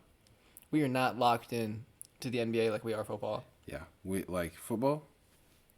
On every game we watch. Red Zone the whole day until Red Zone's done. Sunday night football, Exactly. Monday night football, Thursday night football, Shit, Saturday night I'm football. saying even Saturday night football. Yeah. Yeah, like bowl games. I'll be watching random bowl games, shit like that, you know. I'll put on an NBA game now and again, but it's not the main sport right now. It's playoffs. How the fuck am I supposed to, right? This the time I have. I'm like, oh. Exactly. And there's still like what 40, 50 more games. We haven't even hit All-Star break yet. Yeah, All-Star exactly. voting's still going on and all that shit. So that, and I hate to sound like casual with the league because we were just having a talk with our friend the other day about it, about how long the season is, and I was Yeah. like, well, that's kind of the nice part. And I do like the fact that at any given moment right now, like a lot of nights, I'll just go watch a shit ton of basketball highlights. Yeah. Random Monday night, I got nothing to do. Exactly. Like there's no more Monday night football. Quick 10-minute video. Shows Right, all watch- the watch highlights an you need hour to of see. 'em. Yeah. Watch 6 teams play. Well, 12 teams play. Yeah. 6 games. Get a rough idea of how they're doing. Right. Exactly. Haven't been diving in. But with that being said, we still try to keep up Yeah. with We do try our best. the most part. Yeah, like with how many games there is, how much stuff goes on in the NBA world, there is a lot. How much shit we follow in detail when it comes to sport. It's going to be hard to keep up with basketball too. Exactly. But hey, we're almost there. Yeah. And I told myself this year I was going to keep up with college basketball. That was a joke. Yeah, I don't know how you could do that, man. I'm going to start paying attention with Super Bowl. When Super Bowl's done. Yeah. So mid-February. Yeah. Get ready for March Madness. Try to do good March Madness. You ready for our Roughnecks? Yeah, I'm ready for the Roughnecks, for the Yeah. Houston Roughnecks. Yeah. Let's go, baby. Let's go, baby. H-Town. H-Town, stand H-Town, up. stand up. Swanging and banging, baby. Swanging and banging. All right, first thing on the docket is the OG Anunoby trade. Anunoby. Anunoby. That's how I've always said. That's how it's always going to be said. Anunoby. Was it worth it? No. Knicks got fleeced? Yeah. But Okay. look, OG's good, but what's the point? It's my thing is, Jalen Brunson, not a defensive guard. No. He's not gonna go out and get 1 steal for you, maybe. Julius Randle, not a defensive guy. Oh, we know Julius Randle sucks. Okay. Julius Randle's the worst Okay. player in the NBA. We know this. Okay, he hates Julius Randle. Julius Randle's the worst player in the league. Okay, well, not when Thanasis plays. I was going to try and say the last name, but I gave up. Who? Thanasis. Antetokounmpo? Yeah, You can say Thanasis, but you can't say Antetokounmpo? Antetokounmpo. Antetokounmpo. There you go. I feel like I said it wrong. You said it But, right. Antetokounmpo. There's obviously that's an over-exaggeration. He's not the worst player in the league. Giannis but- is pretty bad. He's Killian Hayes bad. Oof, Killian Hayes. I don't think that the Knicks got fleeced. James Wiseman bad. Ooh, damn. So you're just naming the Pistons roster. Like, this is their rotation right now. Where you going to go next? Bojan? He's nice. Yeah. Bojan's nice. Can't say anything. That's the bad. thing. They got nice players, but you were saying about the Knicks? I think that with losing Mitch Robinson for the rest of the year, I think since they don't have that main defensive guy, Quentin Grimes is not that main defensive guy. He's a good six-man. I think Anunoby plugs in. Anunoby? Anunoby Booby? I think I did say it. Anunoby Booby? I think he plugs in well because he's not going to be relied on to score. He's going to go out there and he's going to guard the other team's best player. Obviously not Joel Embiid, Jokic, like not the bigs, but And Julius Randle ain't doing it either. obviously not. He ain't guarding no one. iHeart. Yeah, they're relying on iHeart right now. He's all right. I like him. I like He him too. fits I don't know New how good York. he's doing. I don't know stats off my head Yeah. like that with basketball Uh-huh. yet, but I know he's all right. Yeah, I don't think that this makes him a contender in any way, but I do like it. I think that it makes him a better regular season team and potentially when playoffs come. Maybe if they're in, who knows? And it's weird. It would be weird to see a playoffs without the Knicks, especially with how they did last year. They got bounced. Look. I think they'll make the playoffs. Yeah. But how does this make it better? How does it make them better? Yeah, I still feel like before, right? They were one big move away. Yeah. They are still one big move away. OG doesn't try change that. Yeah, but It's like the championship odds plus 7,000 before OG, plus 7,000 after OG. no, definitely. Like I said, I don't think that it makes them a championship team. I don't think that they make the Eastern Conference Finals. Second round maybe, huh? I think they're a second round team. Unless they run into Miami round one, then it's bring the brooms. If they run into Miami, it's Miami. It's, Yeah. I don't know. We'll see what they do with years to come. And maybe he's What's OG's contract? he's an expiring deal. He's an expiring I deal. believe he expires. He is. I remember he signed a 4-year. Maybe not. Toronto Raptors. That was. Click on that.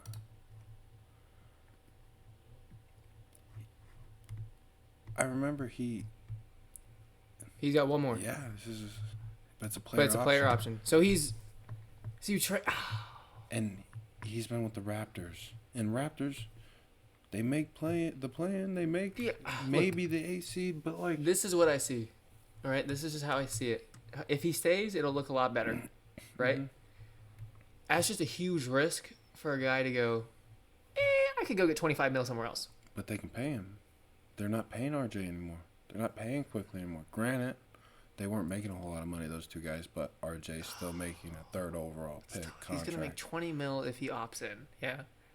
So if he opts into his player option, it'll be 20 mil. 19. Yeah, you 19.9. just round up. Yeah. $19,928,571 before tax. Which is kind of a steal. For OG, I agree, Yeah. especially with the way the market is now. Because look, he was making 16, 17, 8. That's a nice contract for him. Exactly. Actually, that was very decent. He Look, got that young. That helped the team. Like that was a nice team contract and nice He got contract that. for him. Yeah, he got that young dude. That's very nice. It's just, I don't know. It makes it tough to pull the trigger on him because I don't think really it's gonna benefit them too much in the long run, and then it's gonna look so fucking stupid that they gave up quickly, arguably the best 6-man in the league. Exactly. And then RJ, he's you know how I feel about RJ, but he's important to the Knicks. I feel like he was a big part of that Knicks team. Like, Emmanuel quickly was New York. Like he fit in the Garden. that's what I'm saying. I feel like people liked RJ regardless through it all. They liked RJ. He started getting into a role where they liked him. He thought people were calling him the Maple Mamba. He told Again. people to stop, and Yeah. Who was he telling to Maybe stop when he was to? on like Montverde or whatever. But shit, dude. 20 mil, I don't know. It's just gonna look really stupid if he opts out. I like that they were aggressive with the move. I'll give them the credit on that. I like that they made a move, shows that they're trying, but I don't think it was the move to make. That's how I feel about it. It's very unlike the Knicks to go out and make. Yeah, that's why I respect it, but it's just a head scratcher, especially like. When they could have got a guy like Cade. Yeah, like Cade, poor Cade sitting on the Pistons. Yeah. I mean, it's probably gonna take a lot to get him, but dude, you're clearly gonna I think they overpaid for OG. And if they're gonna overpay, at least get someone who's worth it. I guess, but shit, he's probably untouchable. Like no way. But at this point, if you're the Pistons, blow up the whole fucking team. Like you keep can't. it sore. You gotta keep it sore. Like You tried to build around Cade. What happened? It's not Cade's fault. drafted Jaden Ivey. What? Don't play him. Like first lottery. He was a lottery Yeah, pick. and he was good. He plays good too. That's the Yeah. thing. He plays good, but they're like, Killian Hayes. Exactly. You want minutes, Marcus Sasser. dude? It's Which isn't bad. Marcus Sasser's good, but he's an old rookie. Monty. That's who's coaching Monty now, right? Williams, Yeah, yeah. Monty. What the fuck, Monty? Bro, He's coaching to lose. bro, and he was just with the Suns. Yeah, coaching to fucking lose now. It makes me mad. Like I get it, you ain't got KD anymore, but you're that just because you had KD doesn't mean like you didn't have a good system. Yeah. Yeah. Well, he didn't coach with KD. What? He didn't have KD. Are you serious? Yeah. Not even his last year. Who was the coach? He got fired before they brought in KD. Who was it? I don't remember, but he got fired before KD. Okay, well then D-Book. Yeah, he had D-Book and Chris Paul. That was that D-Book Chris Paul Okay, team that lost to okay. the Bucks in the finals. Yeah, and then DeAndre Ayton for the big three. Dominating, you mean? Nominating.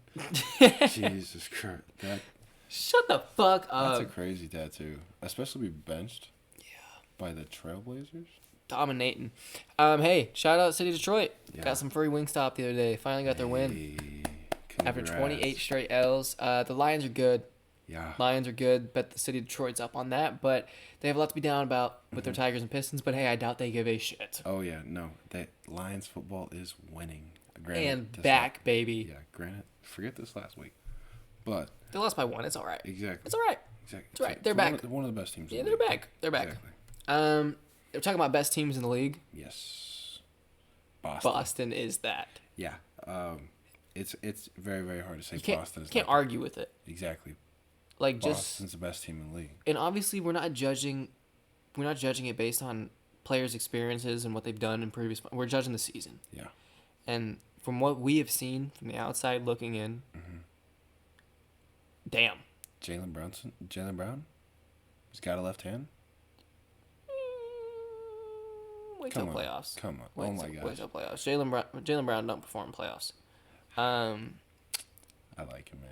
He's alright. Contract's insane. Contract's crazy, bro. Like he that's- should be making OG money, but That's a stretch. Jesus. look, he should not be making more than 35.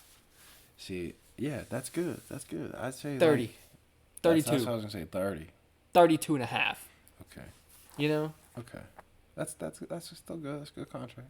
With a fucking team option, dumbass. So then I'm tired of your shit dribbling off your foot off your fucking left shoe off my team. Fucking 8 turnovers per game in the playoffs because he just couldn't dribble left. Boston does look like the best team though. Jaylen Brown can look a lot better when he doesn't have to do as much. Exactly. And having Drew, KP, Derek White. JT. Well, yeah, obviously. Oh god damn. It's you don't have to do a lot. That starting 5 is crazy. They potentially, I mean, not Drew. Drew's obviously not an all-star this year. No. But Defense is there. That's Drew is an playmaking's all-star there. caliber player. Exactly. Just not this year. He doesn't have the stats, but he is one. Exactly. And then we know Jason Tatum all-star. Yes. Jaylen Brown all-star. We know that's gonna happen. Yep. Tingus Pingus. Tingus. Pingus looking like he might be an all-star. Hey. Especially with this record. Remember the Warriors were going around having 4 all-stars for a couple of years because they had the best record. Yep. Draymond was making all-star teams. Why can't Derek White make an all-star team? That's a good way to put it. Derek White, I think. I like that. I mean, he hasn't done the rings yet, but if we're judging regular season stats, what all-star games should be voted on? he's not a role player. We talked about that. He's other day. the role player. Yeah. He's whatever role you need.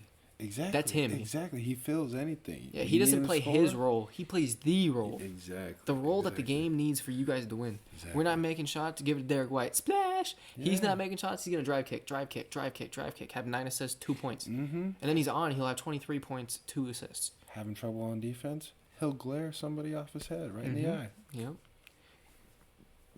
Shake his bald ass head all over, dude. Let him know. But yeah, maybe possible 4 All-Star situation. I think they should for sure have 3. I like Tingus Pingus as an All-Star. Yeah, it'd be nice to see him back. Hey, doesn't it suck being that next guy? Who the fuck is Tingus Pingus? And now he's doing all this Yeah. for the team right up the road. Right up the road is crazy. Talking about a team in that same area. Philadelphia. You want to talk about Maxey or Embiid first?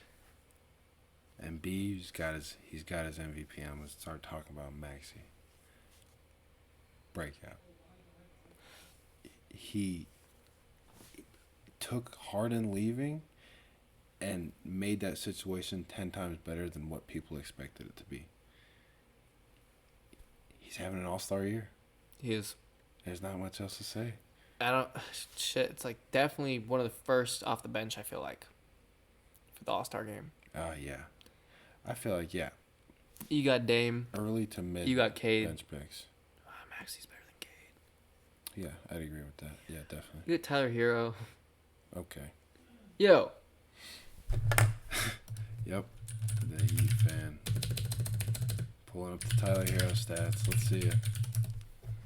I'm not knocking him. He's not. No, a I know. bad player. I just want you to see this. Those are good. Those are good. That's good. No, I just want you to see. Okay. Now he's finding the game. No. Games played, 15. Yeah. Look at the shooting splits. Really good. Right? 24, 25, 23 points per game. Yeah. Jeez. Wow. But he's cooking. He keeps having good games. 23, 4.5 assists, 5.5 rebounds, a steal, shooting 45. Look. 42 from 3. That's a good season. Last 10, 6 boards, 4 assists, 24 points, only on 3 turnovers, Yeah. a steal. 44% from 3. That boy is sniping. Yeah. Okay. Well, so he's a guard, right? Best guard in the league. Okay. Let's take the unbiased part out. Trae Young? Yeah. Or Tyler Hero? Unbiased, Trae Young. Okay. I'll be unbiased. I'll be serious. Hallie. Or Before this year, it was Tyler we're Hero. talking about this year. This year, it's Tally. Yeah. No. I mean, actually, it doesn't go by conference anymore. Luka. It's conference. What? No. Yeah. They switched it off a non-conference. It's the All-Star draft. You remember when Harden was picked? It's not the draft What? anymore. What? It might be the draft, but it's conference. No way. Yeah. It was a big player pool before. Look. It's a conferences now, I'm pretty sure. I remember hearing people talk about it. NBA All-Star Game. Layout. Yeah, look, I just said it. Return to the East-West matchup Okay. and traditional scoring Okay. system. Okay. So it's going back to old school, I was 12 gonna minute say, quarters, 12 well, players. Before it was the draft. All the players were in one pool. Here. Obviously the starters draft and then the bench players draft. We're going to do a pro podcast thing. You ready for this? Okay, let's do it.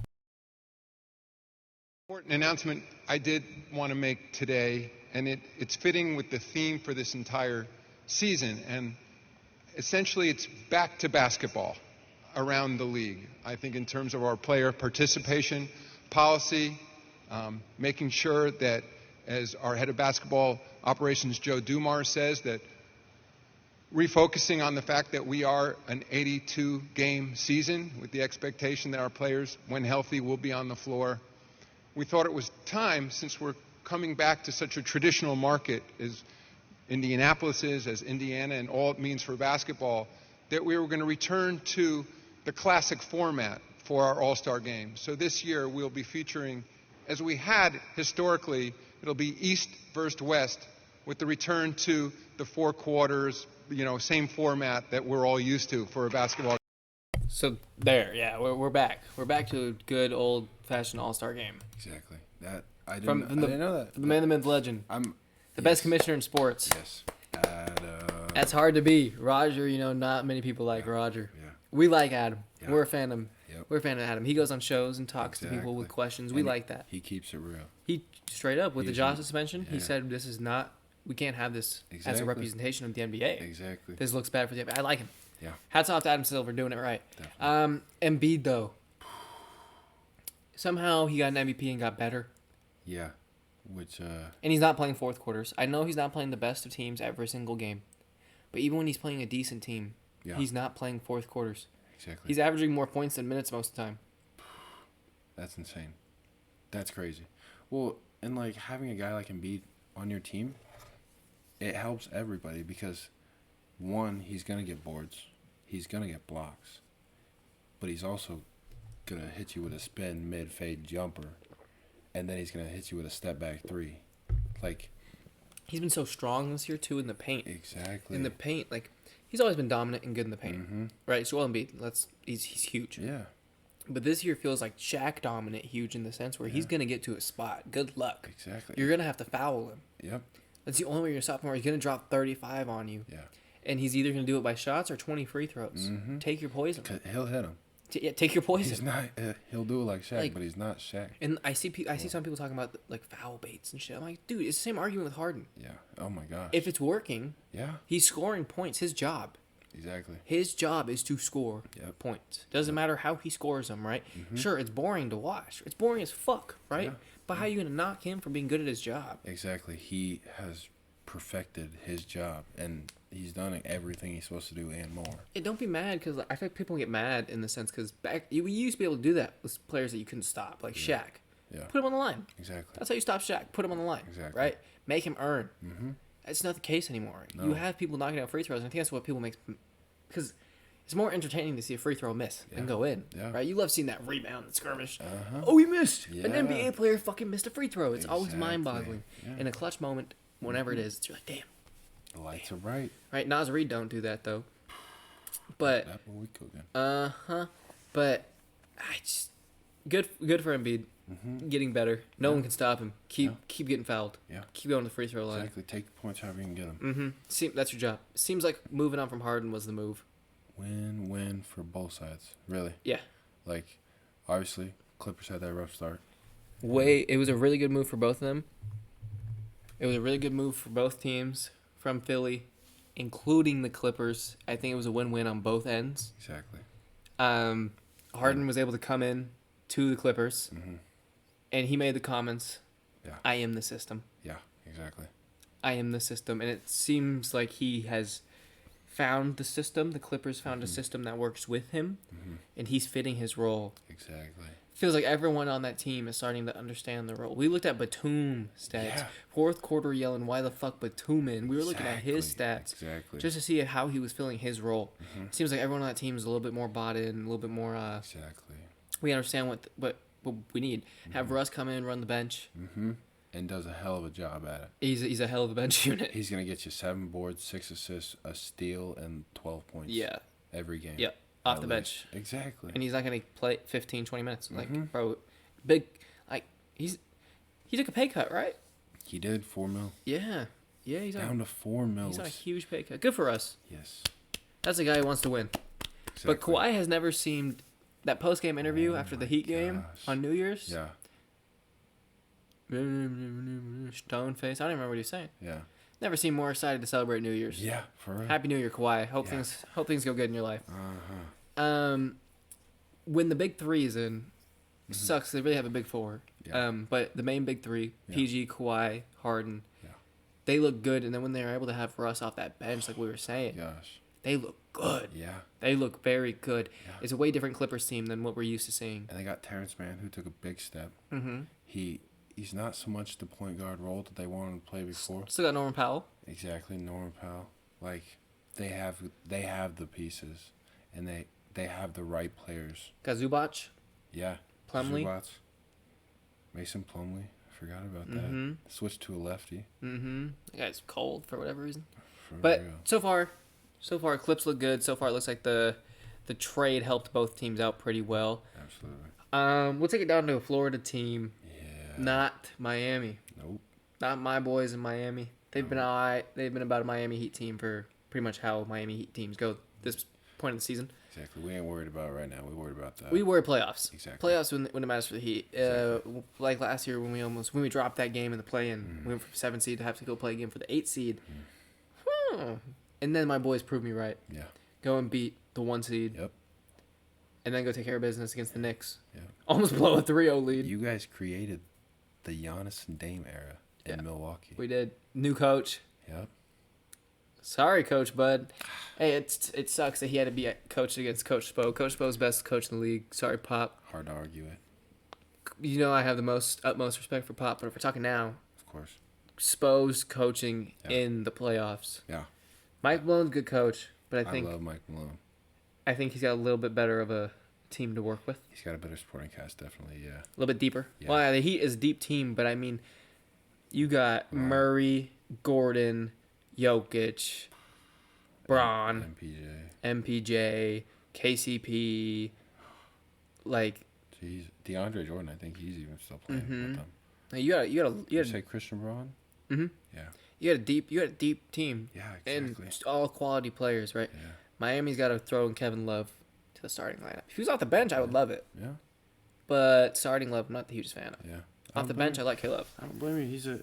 I feel like, not saying he's not like good, but he's not the Kevin Love that was on the Timberwolves. He's not the Kevin Love that came over to Cleveland. He's old. He's old. He has his moments, He does. but that's why I think he's good for the bench. Hell But of a night, he'll go out there and drop you 12. sorry to steal it from the other team that we're trying to give the real Yeah, flowers yeah. to in Orlando. Yeah. Orlando's looked good. Paulo's an all-star. Paulo's an all-star, I'll say it. It wouldn't be crazy if he's a starter. Paulo's nice. Starter's tough. He's got to go over Giannis. Giannis can play 5. And Embiid. Paolo's even a 3, too. But Embiid, Giannis, Tatum. That's your front court. Holy shit. I forgot. Yeah, Giannis, They- Embiid, Tatum. I forgot that I'm they trying to changed save the whole thing. Trying to save you from a take. Thank you. I appreciate From that. from a couple months ago back. That's bad. That was a bad one. But he is nice. All-star. I Yeah, agree. definitely. All-star. All-star. Definitely. The Wagner bros, Mm-hmm. especially Franz. Mm-hmm. Franz had a really good rookie year. Mo and Franz both playing good. Franz doing his thing. Shooting the ball efficiently. Yeah. Yeah. Been very good. Suggs improved. Cole Anthony improved. Yeah. That's crazy that they have that many guards on that team. Like, they still have Markel Fultz. Yeah. And Markel looks Oh good. my We didn't even make a gosh. note about that. Exactly. Markel's looked good. Yeah. Good. Like, Bro, I want the Heat to trade for him type of thing. I would not be against Like, that. I want Markel on the Heat. I think that if Markel would go to the Heat, that would be Well, that'd that's be his a choice. win-win for Trade both it. sides. Doesn't matter if he wants to. Trade his ass. No, I just mean, like, that would be good for Yeah, both sides. I 'cause, would like it. You got 2 point guards right Who would there. Who would? And they just drafted Oh. Anthony Black. Who do they need from the Heat? Another wing, maybe? Give him Jovic? They probably take a chance on Jovic. Because Jovic has been good. Yeah. Jovic is good when he plays, but I don't know. Paolo's nice. Paolo is super nice. Paolo's Paolo, nice. Franz, Markel. Hey, where'd Paolo grow up at? See. Adel? I didn't know what to do. I was gonna finish it, and then you went like this. I was like, okay. I didn't know if you're doing the Seahawks. Nah, But yeah, what's that area code? What's the tattoo say? 360. Yup. With the Space Needle up on that shit. He's a Yes, Seattle sir. boy. We support Seattle. We Yeah. support Seattle. Sucks he had to go all the way to fucking Orlando. Yeah, but Jesus he was Christ. already in North Carolina at Duke. So Fair enough. he was already on the East Fair, Coast. fair. So, but good for him. Good for Paolo. That's a big body right there. Hometown kid. He's built like homie Ellis. That's a crazy comparison because it's actually true. Yeah, right? Trying to see him play, I'm like, Wow. Wow, that's my boy right yeah, there. right there. I know him. Yeah. 7. Well, we're talking about the Pacers for a second. Not a lot to talk about the Pacers. Kind of disappointing since the drop a beat in season tournament, right? Yeah. Hallie makes Pacer basketball fun. We can watch Pacer basketball again because of Hallie. Yeah. And I loved Obi. They picked up Obi, and he hasn't obviously been. Amazing, but Yeah. hey, whatever. He looks like he's having a good time. Exactly. They're actually using him, unlike the Knicks.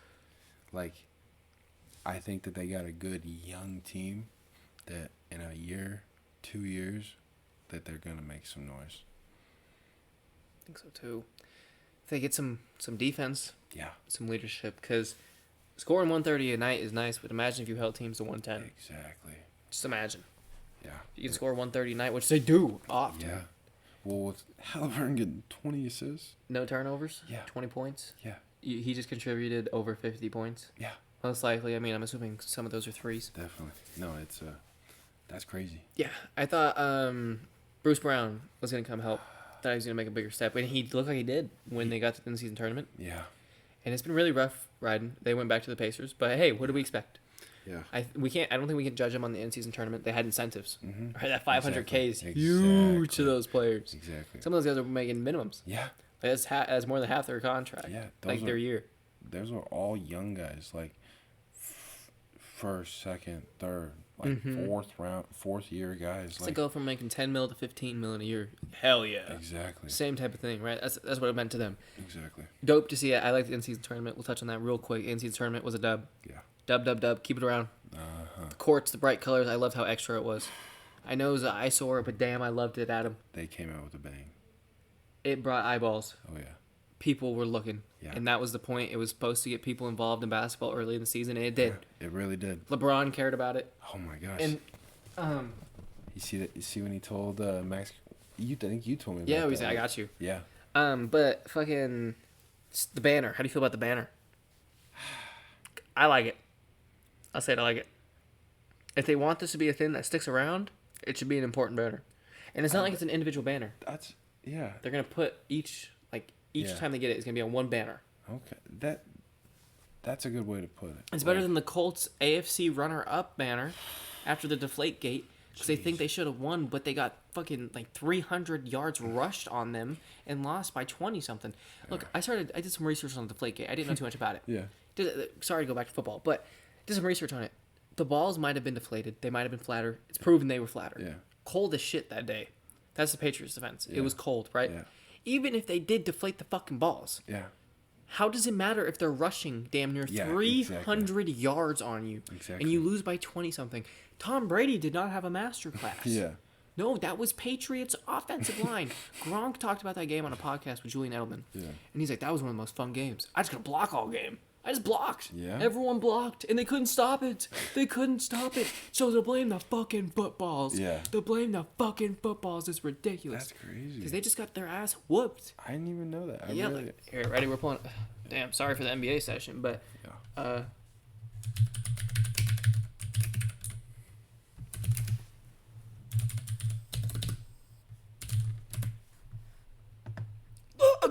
look, final score of 45-7 was the final. Look at this shit. Kidding me? Look at this shit. Deflategate. 45-7. Ready? They were bitching and moaning. 45-7. Show me these fucking full team stats. Show me this shit for real. Show me. Where's teams? Actually, this will work. This will work just fine. Total plays. First of all, yards. 400 to 200. Jeez. They had 25 more plays than the Colts did. In the same amount of drives, they've put up 45 fucking points. Right? So you tell me they had the ball the same amount of times. Yeah. But the Patriots scored. The Colts punted. Yeah. Passing. Right? Colts didn't do shit. They put up 126. Brady only had 220 on the day. Mm-hmm. That is not good. Oh, my bad. They had 200 yard rushing. Not 300. 200. Oh, okay. Well, still. Dude, look at the time of possession. That's how you know they're running that fucking rock. Oh my It's gosh. 38-22. Yeah, no, that to hold or And- to hang up a goddamn banner. 3 turnovers the Colts had. Colts had 3 turnovers. Brady threw 1 pick. They had 3 turnovers. Why would they want people to remember this game? That's what I'm saying. And they have a banner for it. A fucking banner for it. That's insane. 177. Look how many times Patriots ran the ball 40 times. To their Ran the- 20. Or to their 40 19. times. And somehow Tom Brady still threw the ball 35 times. Jesus. The Colts ran the ball 19 times, threw it 33. 12 for 33. And you mean to tell me this was about a deflated fucking football? I'm not even a Patriots fan. I don't like the Patriots. I actually hate But them. I like the Colts more than the Patriots. But to sit here and fucking tell me that Andrew Luck masterclass of 12 for 33, 126 yards, 0 touchdowns, 2 picks is the reason. Because the balls were deflated. Yeah. They don't even use the Patriots balls. No. Only the Patriots do. So you mean to tell me Tom Brady's okay game of 23 for 35, 226, 3 touchdowns and a pick? Legarius Blunt, 3 touchdowns, 30 carries. What, did you say Legarius? Whatever. Jeez. 420 Blunt, 148 carries. 148 rushing yards. And look, longest run, 22 22. yards. It's not like he's chunk playing this shit. They're running the rock because they said so. Yep. Look, Julian Edelman, 9 receptions, 98 yards, not deep balls. Longest, 23. They didn't have any deep plays. How does this benefit them? Exactly. Not a play over 30 yards. The biggest play of the game was 30 yards to Shane Vereen. Yeah. Gronk had a quiet game. He had a tutty. Yeah. Nate Solder had a tutty. Bro. James Devlin had a touchdown. That's how you know they're just fucking with you. Yeah. Okay, get back. We'll get back to basketball. I just want to get on that Deflategate shit because we're talking about Indiana and the in-season tournament banner. Yeah. Funny that the Pacers were just on the discussion. Yeah. But that shit, what the fuck? Yeah, that's insane. You got shit on. You put up a banner for it? I never knew. Yeah, that is one of the last games I would ever want anybody to remember. Look at that score. They went to halftime 17-7. Oh, we're in it, boys. Third quarter, the Deflategates. This is when they say it happened. It happened at halftime, right? They gave up 28 unanswered. That's what I'm saying. 28 unanswered. So, end of half, 17-7. Yeah. Touchdown, punt, touchdown, interception. Wait. Touchdown. So this is third quarter now. That's crazy. Yeah. Look at it. Yeah. Look. Wait. Touchdown, punt, touchdown. Yeah, exactly. Touchdown. Touchdown, punt. Touchdown, punt, touchdown, punt. What was the touchdown? Pat McAfee. Hey, what? What? Nate Solder. Yeah. Tom Brady, 1 yard touchdown pass. Ready? So this is after the Deflategate. We'll look at all the touchdowns after they said they deflated the balls. How it helped. Tom Brady, pass short, 5 yards. So it's a 5-yard pass, right? Yeah. LeGarrette Blunt, up the middle. Yeah. That doesn't have nothing to do. Nope. End of quarter 3, we get up the middle, Blunt. Yep. And then we have Patriots, punt. So you mean to tell me this guy was slicing and dicing with a deflated ball? Shut up. Yeah.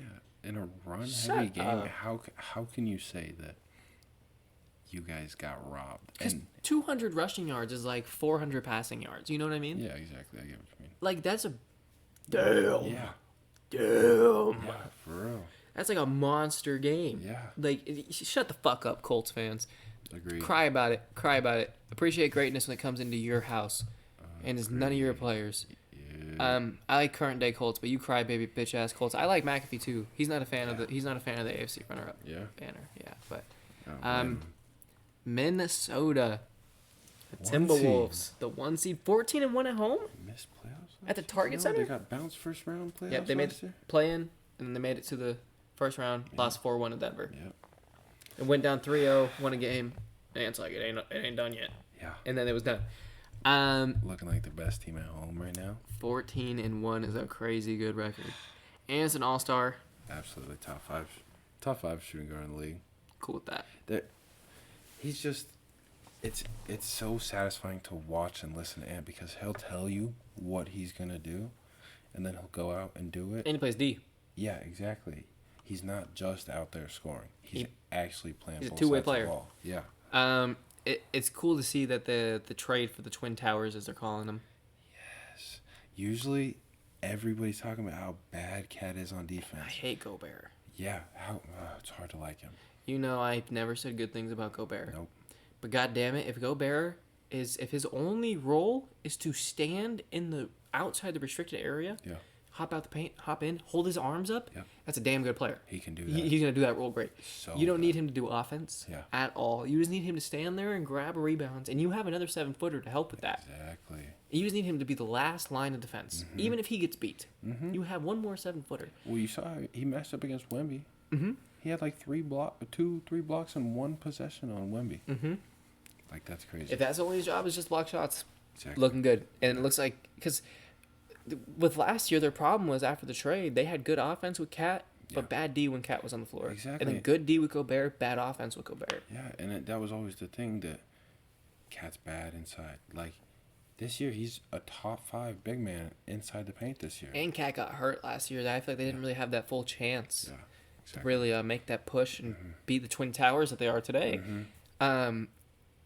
Shout out Duncan Robinson and Duncan Robinson. Oh, shit, wait. You just keep going back to the Heat. I meant to say shout out Mr. Fundamental Yes. and the Admiral. I can't think of their names, but I got the nicknames. Timmy D. Yep, Tim Duncan, David. David Robinson. Yeah. There we go. That's why Duncan. Okay, that makes sense. Yeah. Okay, but yeah, shout out the original Twin Towers. Of course. But it looks like Mike Conley might have been the move for D'Lo. It was kind of questionable at first because we like D'Lo. Fans of D'Lo on the MVPs next door. We like D'Lo. Yeah. We like D'Lo. How could you not like D'Lo? We like D'Lo. He got caught. Remember, we got that great sound bit of Stephen A. when he got caught smoking when he got the weed on the plane ticket when he was going overseas. Remember? Okay, so D'Lo a few years back was going overseas and they Yeah. found weed in his bag. Wow. And Stephen A. came and he's like, "Stay off the weed." No way. That's what that came from. Well, he said that. He said that for a while. Yeah. But it was nice to have it rejuvenated Yeah. in a D'Lo aspect thing, you know. Wow. But yeah, D'Lo looks like they both are happier in their homes. Yeah. And it doesn't look like D'Lo's going to be in LA much longer. No, not really. No, but hey, Mike Conley looks like it was the right move for them. Exactly. Defense looks really good. They have a point guard to feed the ball to Cat and Gobert. Mike Conley. Run is a- perfect. run a for pick and those roll. guys. Exactly. Kick out to Ant, let Ant drive. Mm-hmm. Looks like it's going good. They They're got, getting big wins too. and they got young pieces too. Jaden McDaniels. Mm-hmm. He's like 6'10" at the 3. And they're not just like beating shitty teams. Exactly. They're beating the Nuggets. They're beating the Celtics. They're beating the good teams of the They're a league. real team this year. They are a real team this year.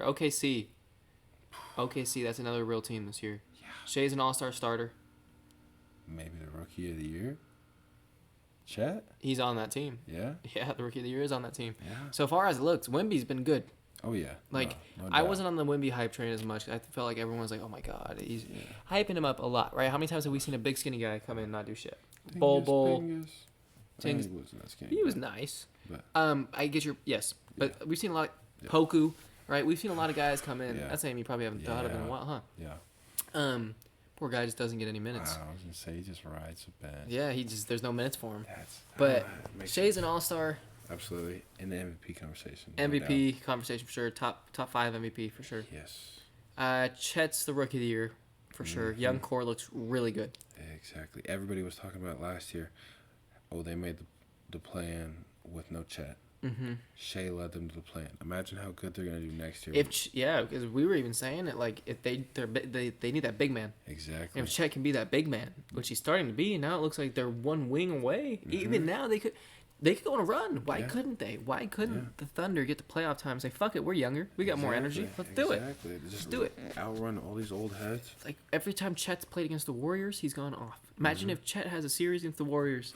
They get to the second He round. is cook. Unless Shea goes averages 35. Yeah, but they get to the looking like finals. Kobe and Shaq. In that Exactly. motherfucker. They get to the conference finals, right? They just keep going. Yeah. Someone keeps stepping up. Yeah. Why not, right? Mm-hmm. They have 9 to 15 first-round picks based on protections in the next 5 years. Dude, they were trading for 6th graders. Uh-huh. I remember that. Yeah. Yeah. Like the class of 20-30. Yeah. That's insane. 35 total picks in the next 7 years. And that's crazy in the NBA. Like Yeah. compared if that was football, that's I feel like a lot, Because but it's- normal. You get and- 6 Yeah, and on default. NBA you get 2. in the NFL, They should have 14. You got 7 rounds. Yeah. NBA, you got 2. 2. They should have 14 picks Yeah. minimum, like on average for the next 7 years. Exactly. They don't have 14. They don't have double 14. Yeah. They have 35. They have 5 touchdowns worth of picks. They can spend they on average they're going to draft 5 players per draft. They can't do that. They can't afford to do Nah, that. but hey, you get a lot of pieces.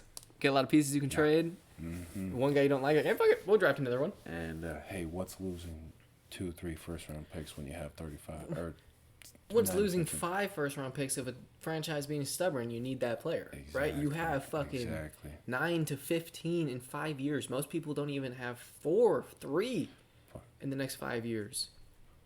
People trade them hoes. Yeah, exactly. I was gonna say the Lakers, but the Lakers just got their picks Yeah. back this last year. Jalen Hurts-Fino. Yep. I say, yeah, some teams just don't even have the picks. The fact that Thunder doing it right. They're Thunder so look like, scary, man. because it was a while, we're like, what the fuck is the Thunder doing? Exactly. And now we're like, what the fuck are the Thunder doing? Yeah. We're like scared now. Yeah. Turned into like, yeah, all right, dude. Piss away your franchise. And now it's like, oh my God, these guys are fucking scary. Yeah. Very, very, very, very, very good spot for them. Very complete team. Think they go with the big trade now, or I'm kind of thinking they should wait it out. See, and like See where it takes when them. we were talking about it, like a trade was kind of seeming like I think that would be the best.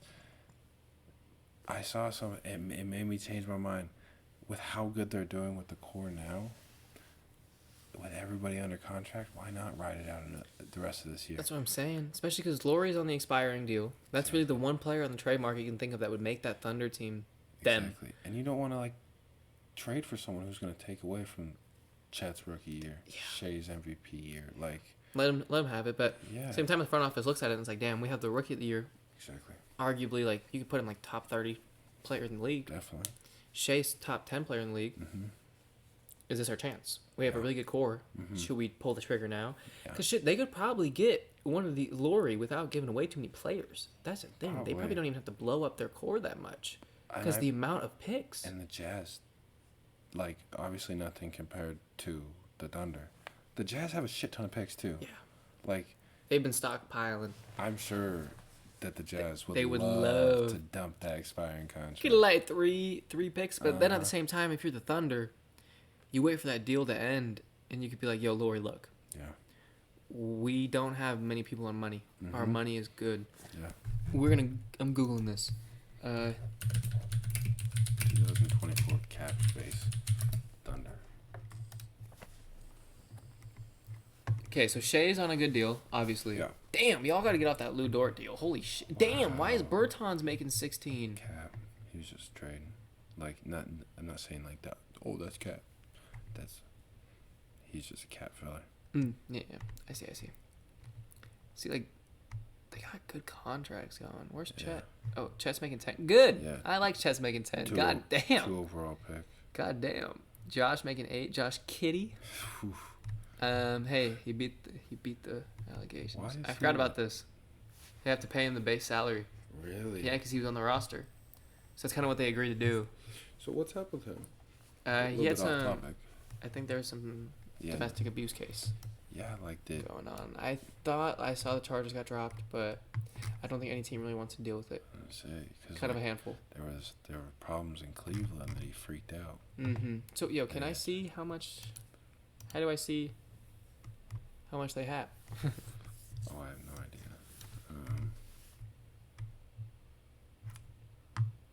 All right, motherfucker. If you could just tell me. Entered the summer with 35 this year, and that's Shea's contract. So they have 35. We'll say roughly 30 to go spend. Yeah. You think Laurie wouldn't? I think I don't know. Contracts are so hard to like predict nowadays because like Laurie's on. Yeah, he's on an 4, average of 67. 20 mil. He's on an average 20 mil right now. 30 mil would be a big upgrade for what I'm him. saying, So they look- don't even have to pay him 30. You probably give him less, but fuck, if he's gonna be that guy, because think about it, you run him at the 4, you run Laurie at the 4 with Chet at the 5. 2 7-footers. Yeah, And Laurie's not even the best defensive player, but when being 7 foot helps, Exactly. and he's a big body. Exactly. You have a big body to help kind of deal with the Jokic, Mm-hmm. and then you have Chet for your shot block. Like, Mm-hmm. I really like that Laurie fit a lot. It Let's would- see if they make the trade. Yeah, that'd be exciting to see in the I- middle of the year, but at the same time, Yeah. they don't. It's understandable. I say, I kind of want them to wait, Yeah. but if they can wait and get him on a contract, then you guys did it perfect. Good job. Exactly, played it. Memphis looks rough. Yeah. Josh suspension hurt like a motherfucker. Yeah. 13th in the West. They 10-22. Something like that. They looked better. They have looked better since Ja has come back. He did win Player of the Week his first week back. He had a game winner his first game back. Mm-hmm. 20, 30 points, something. Everybody thought that he was doing a damn gun celebration. It was just the New Orleans dance. Dude, I saw people talking about that. Some girls like, it's because he's black. I was like, no, What? it's because That's Quinn Ewers did it. Oh. And they saw the side by side, and the post for Quinn Ewers said, Quinn Ewers fired up after the touchdown, Yeah. and then the Ja one was like, is Ja Morant shooting bullets into section something something something, and then they're like, is it because he's black? And then all the comments were like, no, Yeah. it's because he flaws. Like, he's like, oh, I got a gun. Yeah. This is the part that the thugs skip, and he skips the song. Shut up. She literally made that a whole new problem. Like that was completely off topic. Yeah, that had nothing to do with it, but Absolutely not. they do look way better. We're not trying to talk too much about racial shit. We'll make jokes here and there. That's a funny situation, but not always about race. It's like the black and the white team for football, right? Hey. That's fun. It is. That's It is. fun. Let's have fun with it, Yeah. That's a good way to look at it. right? Let's have fun with it, Yeah. right? No, we did not mean it. Like when the guy said the black and white team, he's not saying let's be segregated to black and white. It was a funny ha ha. Same way how it was a funny ha ha because John Morant has had allegedly shot a gun off at people. Yeah. He's showed a gun on IG Live multiple times. That's why it's a funny ha ha that he's airing that motherfucker out to section 113. Yeah. You know, like he just Exactly. killed all of 113. That shit's funny. Just Not the same Grizz team though. No. Steven Adams, even though he's back up. I mean, he started sometimes, but I think he is their starter. He plays Yeah. 5. JJ, yeah, Triple J plays 4, and then Brandon Clark was their big guy off the bench. that's a tough one to lose. Steven Adams. And Brandon Clark. That's your size. Yeah. Like Triple J's a good 4, but at the 5 is rough. Exactly. He's a small 5. He's a good 4 though. He is. He's not. I'll put it like this: he's not athletic enough or oomph enough to be like Bam Adebayo at an understands 5. Yeah. Like Bam's got that oomph, that punch Yeah. to him. You Yeah. know, like Bam can get away with it. He's that athletic. Yeah. I'm not saying Triple J ain't. I gotta stop calling him Triple J. Jaron. The real Triple J is in Miami. Jaime Jaquez Jr., the Jaime. greatest Mexican player of all time. Jaime. Yeah, Triple J. John Wick. That's Mexican John Wick. That's Yeah. what Heat fans call him. Mexican John Wick. I can see it. I can Right? see it. That That's makes Mexican sense. John Wick. That's a good ass He's a name. killer. He's a killer. For real. But yeah, Brandon Clark and no Steven Adams hurts. Marcus Smart did just come back. Yeah. Same with D Rose. D Rose just got back. Yeah. Um, That's gotta be nice. Having Ja back, D Rose back. yeah, and then you got your shooting guard back. You got Exactly. your lineup starting to come back. Mm-hmm. I mean Xavier Tillman. Don't know if he's back. If he is back, that helps I guess a little bit. But you at least have your big, decent 4. Yeah. Exactly. You could have Ja, Marcus, Bane, Jaron Jackson Jr. Not Triple Almost J. caught yourself, man. Almost caught yourself. Saved it.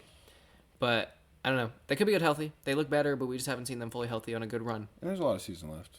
A lot. Definitely. Like, But they're down 12 games. You can win what? Let's say you go 7-3, 7-3, 7-3 over 10 games. You just went 21-9. Hey, you're back. yeah, that's fair. You're down 1 game now. Desmond Bain, he looked nice when Ja was out. He really stepped into the. I mean, it's a toss up there. Yeah, he's Desmond number Bane, 1. But He's number 1. yeah, you look to score, you go Desmond Bain over Jaren Jackson Jr. Except for that random 3, that trailing 3 my that gosh. Jaron Jackson does. I And, don't know. like, Draymond Green he's, like, shoots that falling shit. forward, like And, oh, that's off. yeah, Oh, that hurt. he like jumps way past the 3-point Oh, line. that hurt the parlay. Yeah. But I don't know. Hopefully they do get good. We just gotta wait to see it. But speaking of someone that's good, really good, Yeah. and we've had a lot of time to see it, Actually, more then we've been alive. Yeah, exactly. My glorious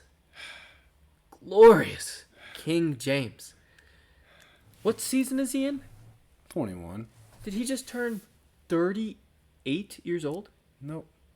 He's 39. You mean he's only a year off 40? Yeah. He's practically 40 years old? Double the age of the rookies that are coming in the league now. He's been in the pros longer than these rookies have been alive. And he's averaging 20, the same career stats he's always averaged? Yep. On 41 from 3? 53 from the field. Glorious King James. He's still that guy. I get it. You got to put Luka. You got to say Giannis. You got to say Embiid, Jokic. But he's Bron is still it's him. Bron's league till Bron's Yeah. gone. We'll put it like that. Exactly. You guys are Um, taking for granted. Yeah, enjoy it while it's here. He might play till Bryce. Exactly. He might play until he can change his gender legitimately and go play with Zuri in the WNBA at this point. Hey, with how things are in the world, it wouldn't be that crazy. Yeah. Do it, Braun. I want to see you fucking go drop 100. Yeah. Go break Wilt's record in a WNBA game. Be like, well, I'm a woman. I did it. Yeah. Go do it. Yeah. Go show Sue Bird who the fuck is the GOAT. All right? Hey, I guarantee he's going to average more than 12, 3, and 6 a game. Like, no offense, Sue. Hey, we're about to get I might have to start watching WNBA. Really? Caitlin Clark declares Ooh. she gets drafted. Cause she's a hooper. Bro, that's how Sabrina Ionescu was. Yeah. I Hooper. loved watching her. You know who else is a hooper going to go? That just declared for the draft? The WNBA draft? Paige Buchers. Buchers. Yeah. Buckers. Yeah. At least that's how I've always said it. She Might be Buchers, but is a walking Bucher. yeah, Bucker. she is. She's nice. She tore her ACL last year, I'm pretty sure. Now she's back. Yeah. Yeah. Did you see if she was off topic, but she was like helping coach like a pro-am league? Yeah. Guess who's on the team? Jalen Suggs. Oh, that's dope. Yeah, cause hometown. Yeah. That's dope. Yeah, that's really cool. That's dope.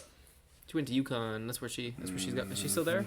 I believe so. Yeah. Why would you leave It's that hard. program? Yeah, I don't That's the Duke of women's basketball right there. Yeah. So that's about for basketball. We'll probably move on to the Seahawks game real quick. Yeah. What the fuck, Pete? Yeah. Pete, what the fuck, Pete? Okay, well, I'll go into a little bit nicer. There were some questionable calls. I love Pete, man. How could you not? But when we have Stats are getting pulled up. Oh, the YouTube, since it won't be shown, we can get away with this.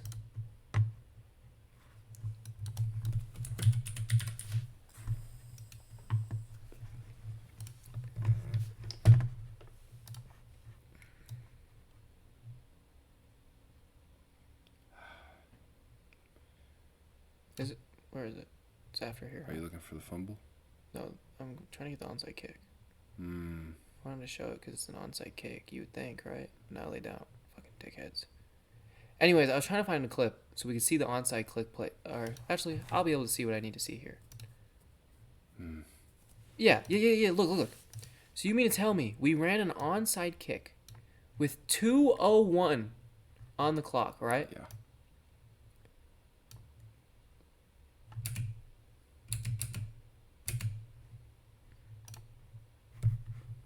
So you mean to tell me if we would have touched back that shit, the 2-minute warning wouldn't have hit, right?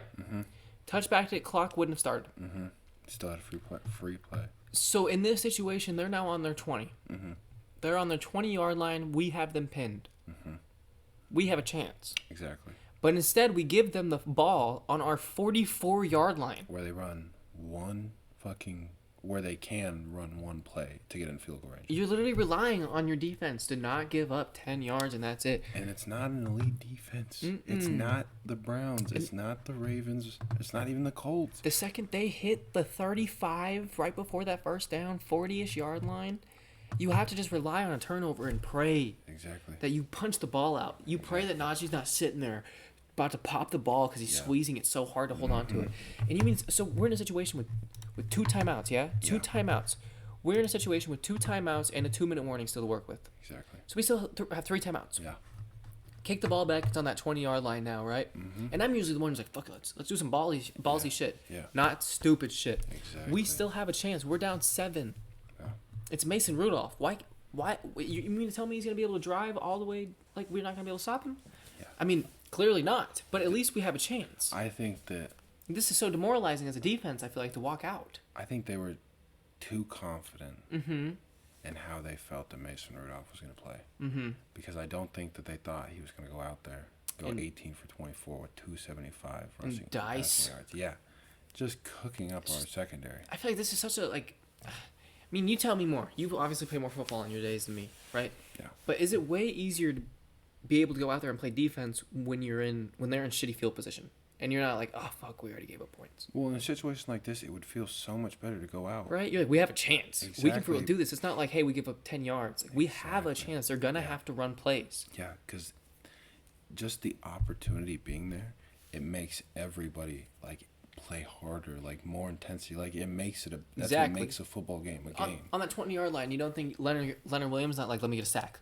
Let me get a fucking sack right now. Yeah. Let me get a sack. We didn't trade a second round pick for nothing. Exactly. You think Spoon's not sitting there at the corner slot? He's sitting there. He's like, just got moved in the slot. He's like looking at him. He's like, yo, dial me up one. Yeah. Dial me up one. They want to make the play. I feel like when you're back there, but the onside kick, man. In a game like this too, we're in a game where you need With 2 timeouts. 2 timeouts and a 2-minute warning. Still has yet to go. Exactly. But we run the onside kick, hits 2-minute warning. As soon as we kicked the onside kick, it was game. There was no chance because they literally had to run 1, 2, maybe 3 plays, and they had a field goal, an easy field goal. It was just a bad play call.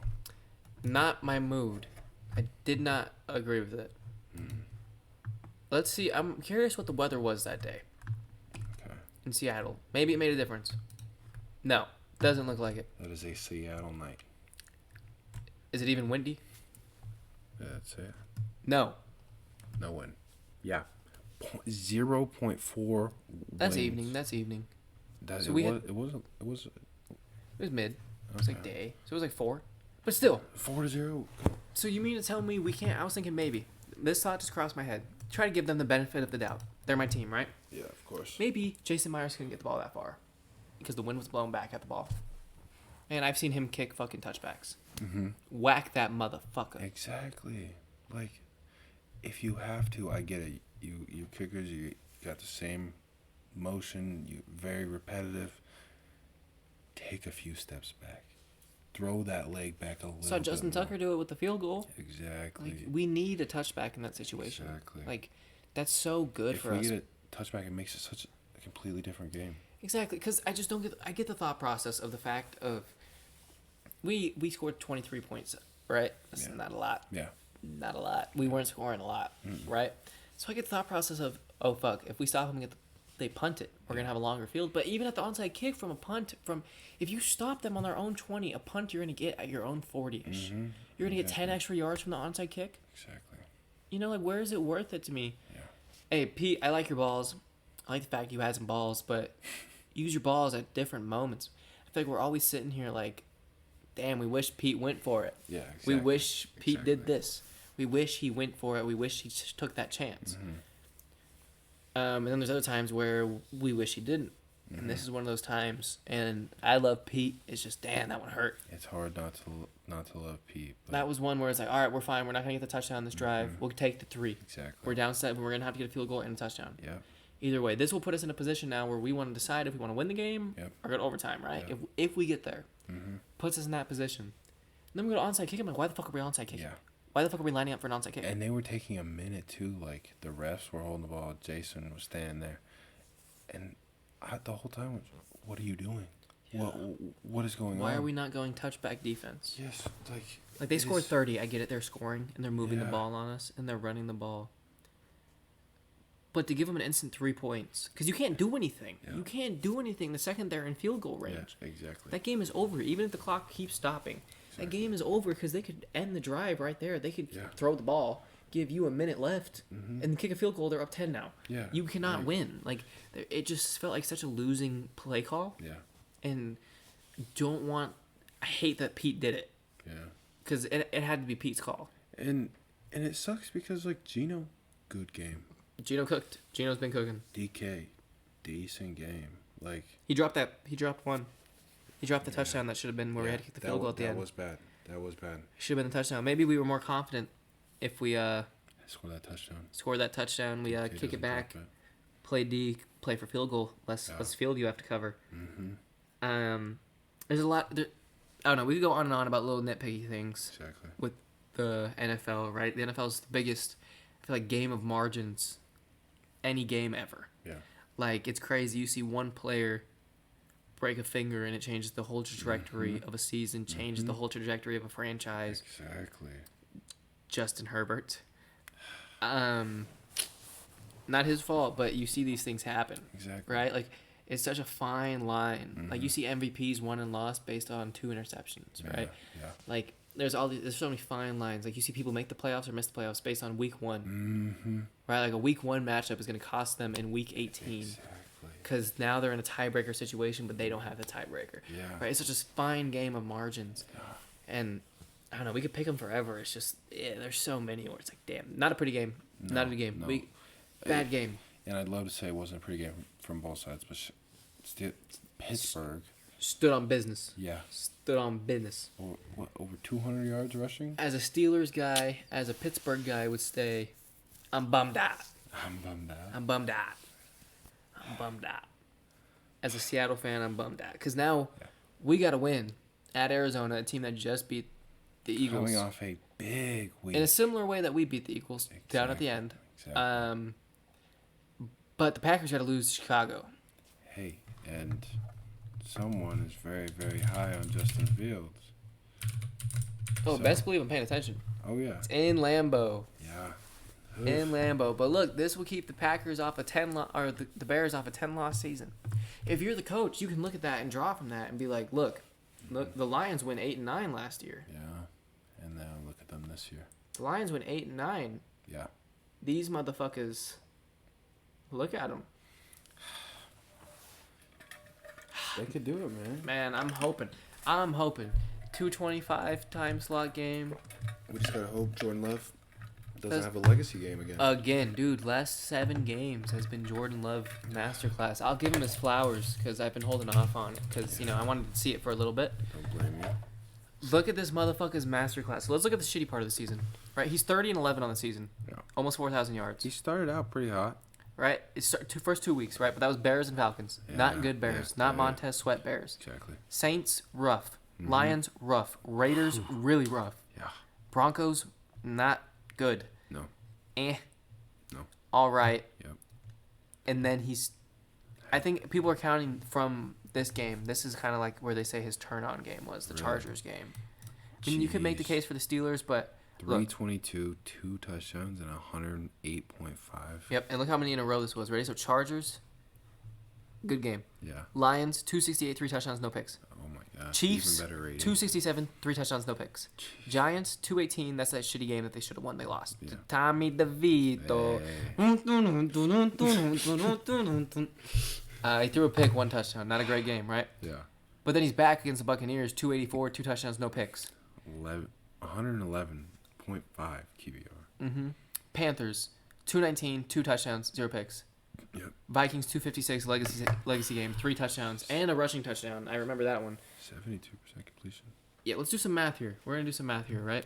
So from where he turns it on against the Chargers, right, we're going to do 109 plus 126 plus 119 plus 77 plus, 112, 110 plus 125. That equals 808, and that is 1, 2, 3, 4, 5, 6, 7. 808 divided by 7. He's averaging in the last 7 games a rating of 115. Which is really good. When he was having a bunch of 70s, 60s down here. Exactly, yeah. 30. Yeah. 32.2 game. Yikes. Whew. That's a Zach That- Wilson game. Yeah. Ooh. Who the fuck is Sean Clifford? Yeah, what? Football quarterback? For who? The Vikings? What? Oh. Jeez. 100% completion? Damn, he's nice. Holy shit. Bro, had 1 pass. All right. That's crazy. Cool. 25. Damn. Cool. You went to Penn State. Oh, you were probably there forever then. That's why you're old. Yeah. Look, yep. Only he's a rookie and he's Yeah. 25. Yeah, Penn State quarterbacks like to stay. Jeez. But he's Jordan Love. Give him his flowers. Yeah. Averaging 115 rating last 7 games. Yeah. Packers defense is not helping him out too much. What is it? Joe Barry? Is that the Packers D coordinator? I'm not sure. I think it's Joe Barry. I'm pretty sure. I'm almost positive they gave Yeah, Packers. Rashawn Gary a big deal. They have some good pieces, and I'm not horribly mad about that. But damn, y'all need a new fucking. Y'all gave up 30 to the Panthers That's insane. and was up by 2 possessions with like 4 minutes left. That's crazy. And then you had to kick a game-winning field goal as time expired to win the game. You're telling me Jordan Love was like, nice, I'm done. No. Defense sells. Now he's like, fuck, now I gotta go drive and get a field goal? Yeah. Fucking A, get Joe Barry out of here. I think it's time for the. I know we're just kind of back on the Packers right now, but I think it's time. Jair gets a fresh start. Leaves? Yeah, did you see Yeah. that suspension shit? Yeah. Did you see why he got suspended? Yeah. Did you see his interview? Dude, in the sunglasses with his hoodie on, bro did not care. Oh my god. He did not care. Dude, you wouldn't see that on like Bill Belichick's team, Absolutely. right? Not. I feel like that's more of a question towards the coaching than the player. Because, Well, because Matt LaFleur, LaFleur, players coach. yeah, apparently. Yeah. But him and Devontae Adams didn't end too good. Him and Aaron Rodgers didn't end too good. Exactly. I don't. So how good is He's had a few questionable supposedly calls. They get to the players coach? playoffs. Team's never ready. Get a 1 seed. Team's not ready round 2. They went 2 1 seeds in a row or something like that, and they choked them so. both to the Niners. That would not surprise me. Yeah, one game Mostert had like 180 yards or something like that. Or they were the 1 seed. They were 2 seed. Mostert had 180 yards. That's when the Niners lost to the Chiefs. Yeah. And then the Niners went. Remember that game? They went to Lambeau. Aaron Rodgers second to last year. They went to Yeah, Lambeau yeah. and couldn't score. Yep. Nobody scored because it was snowing like shit. Nobody Yeah. scored. San Francisco ain't used to that. No, but they won. Yeah. They pulled through. Yeah. I don't know. Get Joe Barry out of here. Yeah. Fuck. I mean, I'm against the Packers, so honestly, I'd be cool if they keep him. on God, keep him. I'm cool to But- see the green and yellow fail, but from a non-biased football point of Yes. view, I want to see good Packer football. Yeah. Packers are good when their defense is good, and what's holding them back right now is their defense. Exactly. Jordan Love will figure out the offense. Joe Barry's holding them back. They got a young offense, Yeah. but their defense, they got some veterans on defense and Quay Walker, middle linebacker, looking really good. They got the pieces. They do, especially they got the quarterback. That's the thing. Exactly. That was their biggest question mark, right? Yeah. That's always been the Packers thing. Yeah. Well, they had Bart Starr way back in the day. Bart Starr to Brett Favre to Aaron Rodgers. Who's next? Who's Yeah. gonna be our next franchise guy? You say because they pick a guy, and they stick with that guy. Yeah, they picked Jordan Love when Rodgers was still getting MVPs, and everyone was like, "What's going on?" Well, they picked him, and then A-Rod went and got 2 more. Yeah. Like, And they made the right call. It looks like because you watch his mannerisms when he's playing. You watch Yeah. Jordan Love the way he plays, his Yeah. footwork. Oh, yeah. Like Aaron Rodgers is huge on QB's footwork, right? Like they're huge. He's huge on quarterback footwork. Like the first thing he says about a quarterback is like that he's really good footwork. yeah. Footwork is huge to Aaron Rodgers, and that's got to do with something. Oh, yeah. It's got to help him somehow. Sitting behind A-Rod for 2 years, that definitely put a few things in You his mean mind. tell me you start seeing the pockets A-Rod throws in, where and when he throws the ball, And why he throws it. where his feet are planted, how he contorts his body to make the throw that he makes so effortlessly. Exactly. just How the he's flick able of to the stay wrist. healthy most seasons. Like it's a football. Yeah. He's a football player. I don't expect him to be healthy Yeah, 24/7. He's a quarterback. He's gonna get hit. of course. But that motherfucker's genuinely healthy. Yeah. Like generally healthy. My bad. Generally healthy for the most part. This year, an exception. That sucks. Yeah, exactly. Big injury sucks. Really rough. But my point is, he's not always injured with something else, right? Yeah. It's usually like something big. Yeah, it's a big thing. Like, Like damn, that's a football injury. not turf toe. Yeah. COVID toe. Yeah. Hey, if we ever interview Aaron Rodgers, we gotta start off with our vaccination status. Did you see Ryan Fitzpatrick do that? Some people were all mad about it. Like, that's Really? funny. And the reason he did that is because Aaron Rodgers earlier that week Yeah. it's Aaron Rodgers Tuesday. Yeah. So 2 days before that, he went on Pat McAfee and went on this whole rant about talking about how maybe he should start telling him before they can ask him a question what their vac status is, because they used to do to him. Are you Really? vaccinated? Are you vaccinated? So then Ryan Fitzpatrick was like, "Hey, Aaron, Ryan Fitzpatrick here, twice vaccinated." Twice vaccinated. Aaron started smiling. That shit was funny. Throw it in there like a We need stat. more jokes like that, like the white versus black team, Yeah. COVID jokes, vaccine jokes. We need to joke about the serious shit. Just, and like, calm down a little bit and like learn to take things as jokes. Loosen it up. Exactly. It's fine. It's fine. But anything else you want to go over? Seahawks plan for next year. Seahawks plan for next year. Draft a QB. As much as I want them to make playoffs, plan for next year. Yeah, even if we make the playoffs or not at this point, it's not going to change our positioning for next year. So Exactly. I think we're in a position as fans to look forward because I think we're in a position of fans where, let's see, if we make the playoffs, we're going to have to play the Niners. If we make playoffs, we're going to be last seed, I'm pretty sure. Exactly. We're going to have a repeat of last year. Mm-hmm. I'm be sitting there crying on my bed again on the Seahawks shit. Yep. I hate the Seahawks. Yep. I hate the Seahawks. I got that video actually. Yeah. I did receive that video. I from you. hate the Seahawks. I don't blame you, man. Get a quarterback, regardless of who it is. Bo Nix, Michael Penix, and I can't think of anyone else casual in this shit. But Yeah. I don't know, even if, like, I'm not saying Quinn Ewers, obviously, but like a Quinn Ewers-esque. Get someone who can just play football. Yeah. Be a quarterback. You know who wouldn't be a crazy thing? Because we did look at a few mock drafts. All of them did have him going pretty high. What if Jaden Daniels falls? He's old. He is. If he falls, I just don't think... It's tough because he's the Heisman winner. It's tough, Yeah. you know? That's fair, but And Burrow was old when he got drafted first. I'd say different position, but we talked about it the other night. Devonta Smith. Yeah. Heisman winner. Actually proving that he's a good NFL player. Mm-hmm. Burrow. Shiesty. Yeah, that's Burrow is my thought that he's my only thought that teams would be able to look at Jaden Daniels, Exactly. be like he's worth it Yeah. because Burrow came in instantly good. Mm-hmm. His extra experience proved worthy. Oh yeah. Jaden Daniels played in 2 different major conferences in Yeah. football. Went from Arizona State to LSU. Yeah. Was not good in the not as good conference, Yeah. and then came to a really good conference and was the best quarterback in the conference. Exactly. Well, except for when Bo Nix was there. They weren't even there at the same time, but. Yeah. No, Oregon. I'm pretty sure he went to Oregon when Jaden Daniels went to LSU.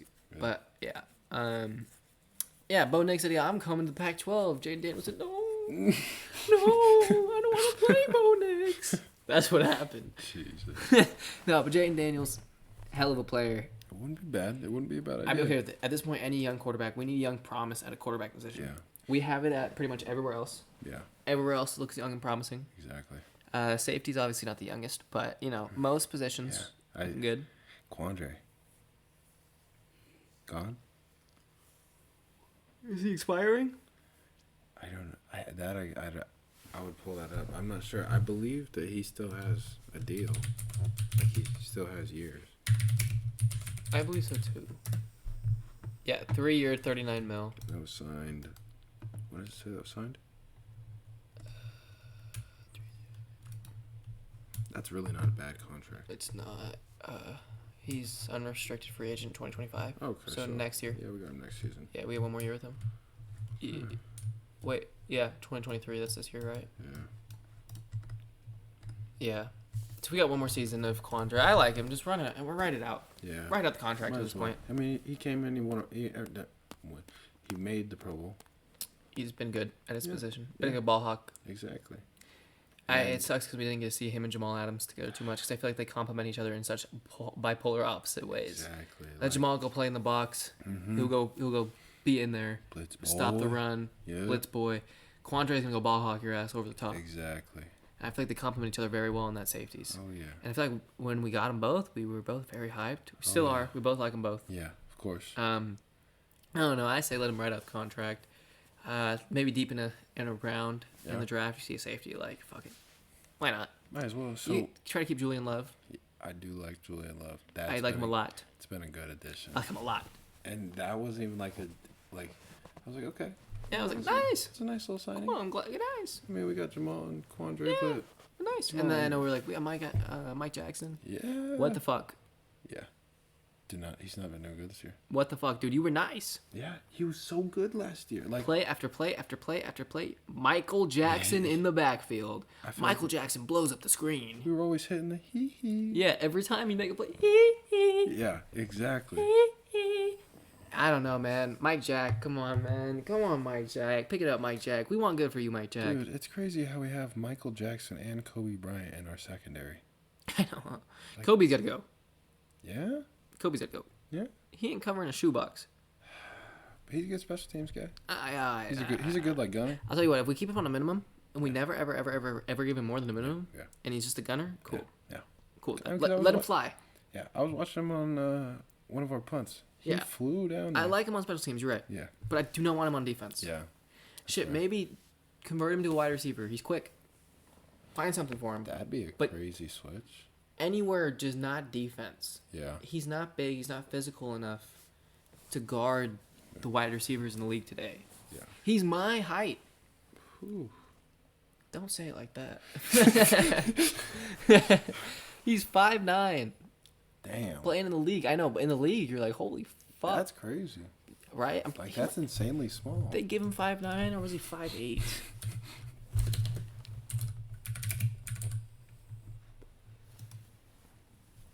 Nice. Whoa, wrong Kobe. Rest in peace. Wow. That's crazy. We won't mention Put that. Seahawks. Just do Seahawks. Kobe Bryant. You spelled Bryant wrong. Kobe Bryant. Who's that?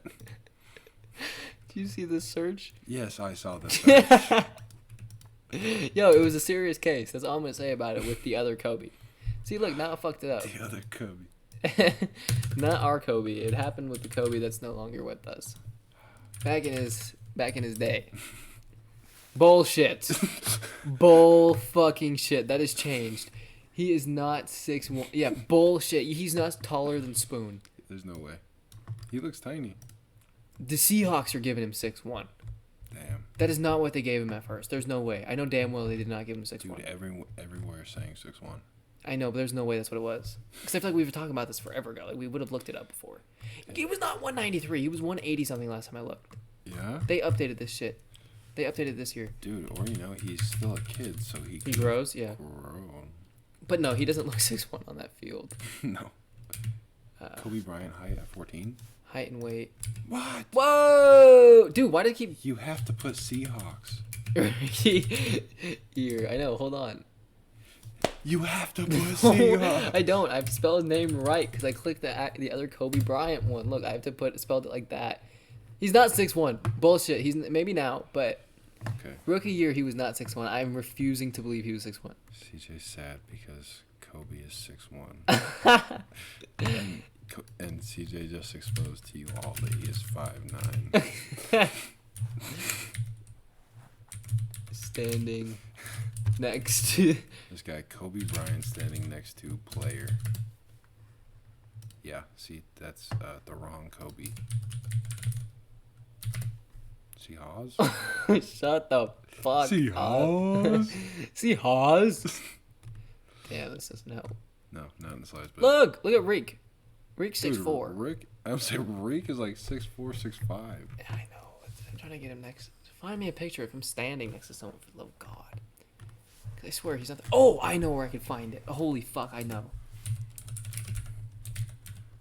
Kobe Bryant. Shut up. I'm Fuck. just exposing all your mess ups. Fuck. Oh my God.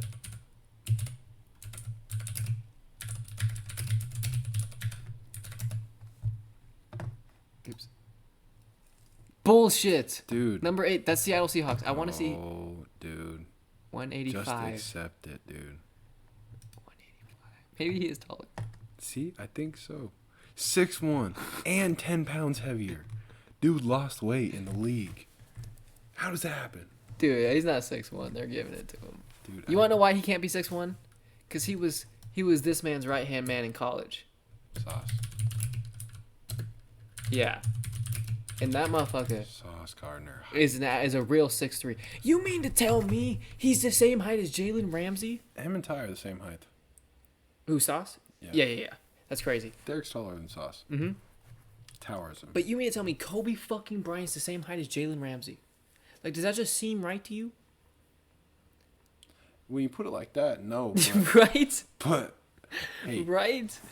always trust the internet. You mean to tell me Kobe's only 2 inches shorter than Sauce? No way. I don't see how he's not. No way. Sauce Dude, Gardner. Hold on, I I got think this. you're just trying to find it. I am now. Yeah, you're right. I am. Because I was wrong, so now I need to find it. Ahmad Gardner. Oh, that's crazy. They're not that far apart. What? That's a huge difference. No, it's not. With a football, that's huge. You're tripping. That's multiple inches. Tripping. That is not for 2 what? inches. That's like 3-4 inches. I don't believe so, sir. Look. No. The Jim Thorpe. He's taller. Oh! Look! Sauce is not that tall. Look how young they are. That is 2021. Yeah, he's the same height the whole time. Are The you point kidding me? is, Are you kidding he's me? small. I don't want him on defense. Okay, you guys heard it. And he's not lengthy enough. He does not like Kobe Bryant. Yeah, he's not even top 10 NBA player all time either. Yeah. I love that argument with Kobe fans. Yeah. Because he's not top 10. I agree with it. Yeah, he's not top I 10. agree with it. He died, and then motherfuckers like, he's top 3. Bro. Can we have a realistic conversation? Yeah, like everyone. Mama Menta. I get it. Yeah, it's cool. That shit's all super dope. But Dude. then, like, No.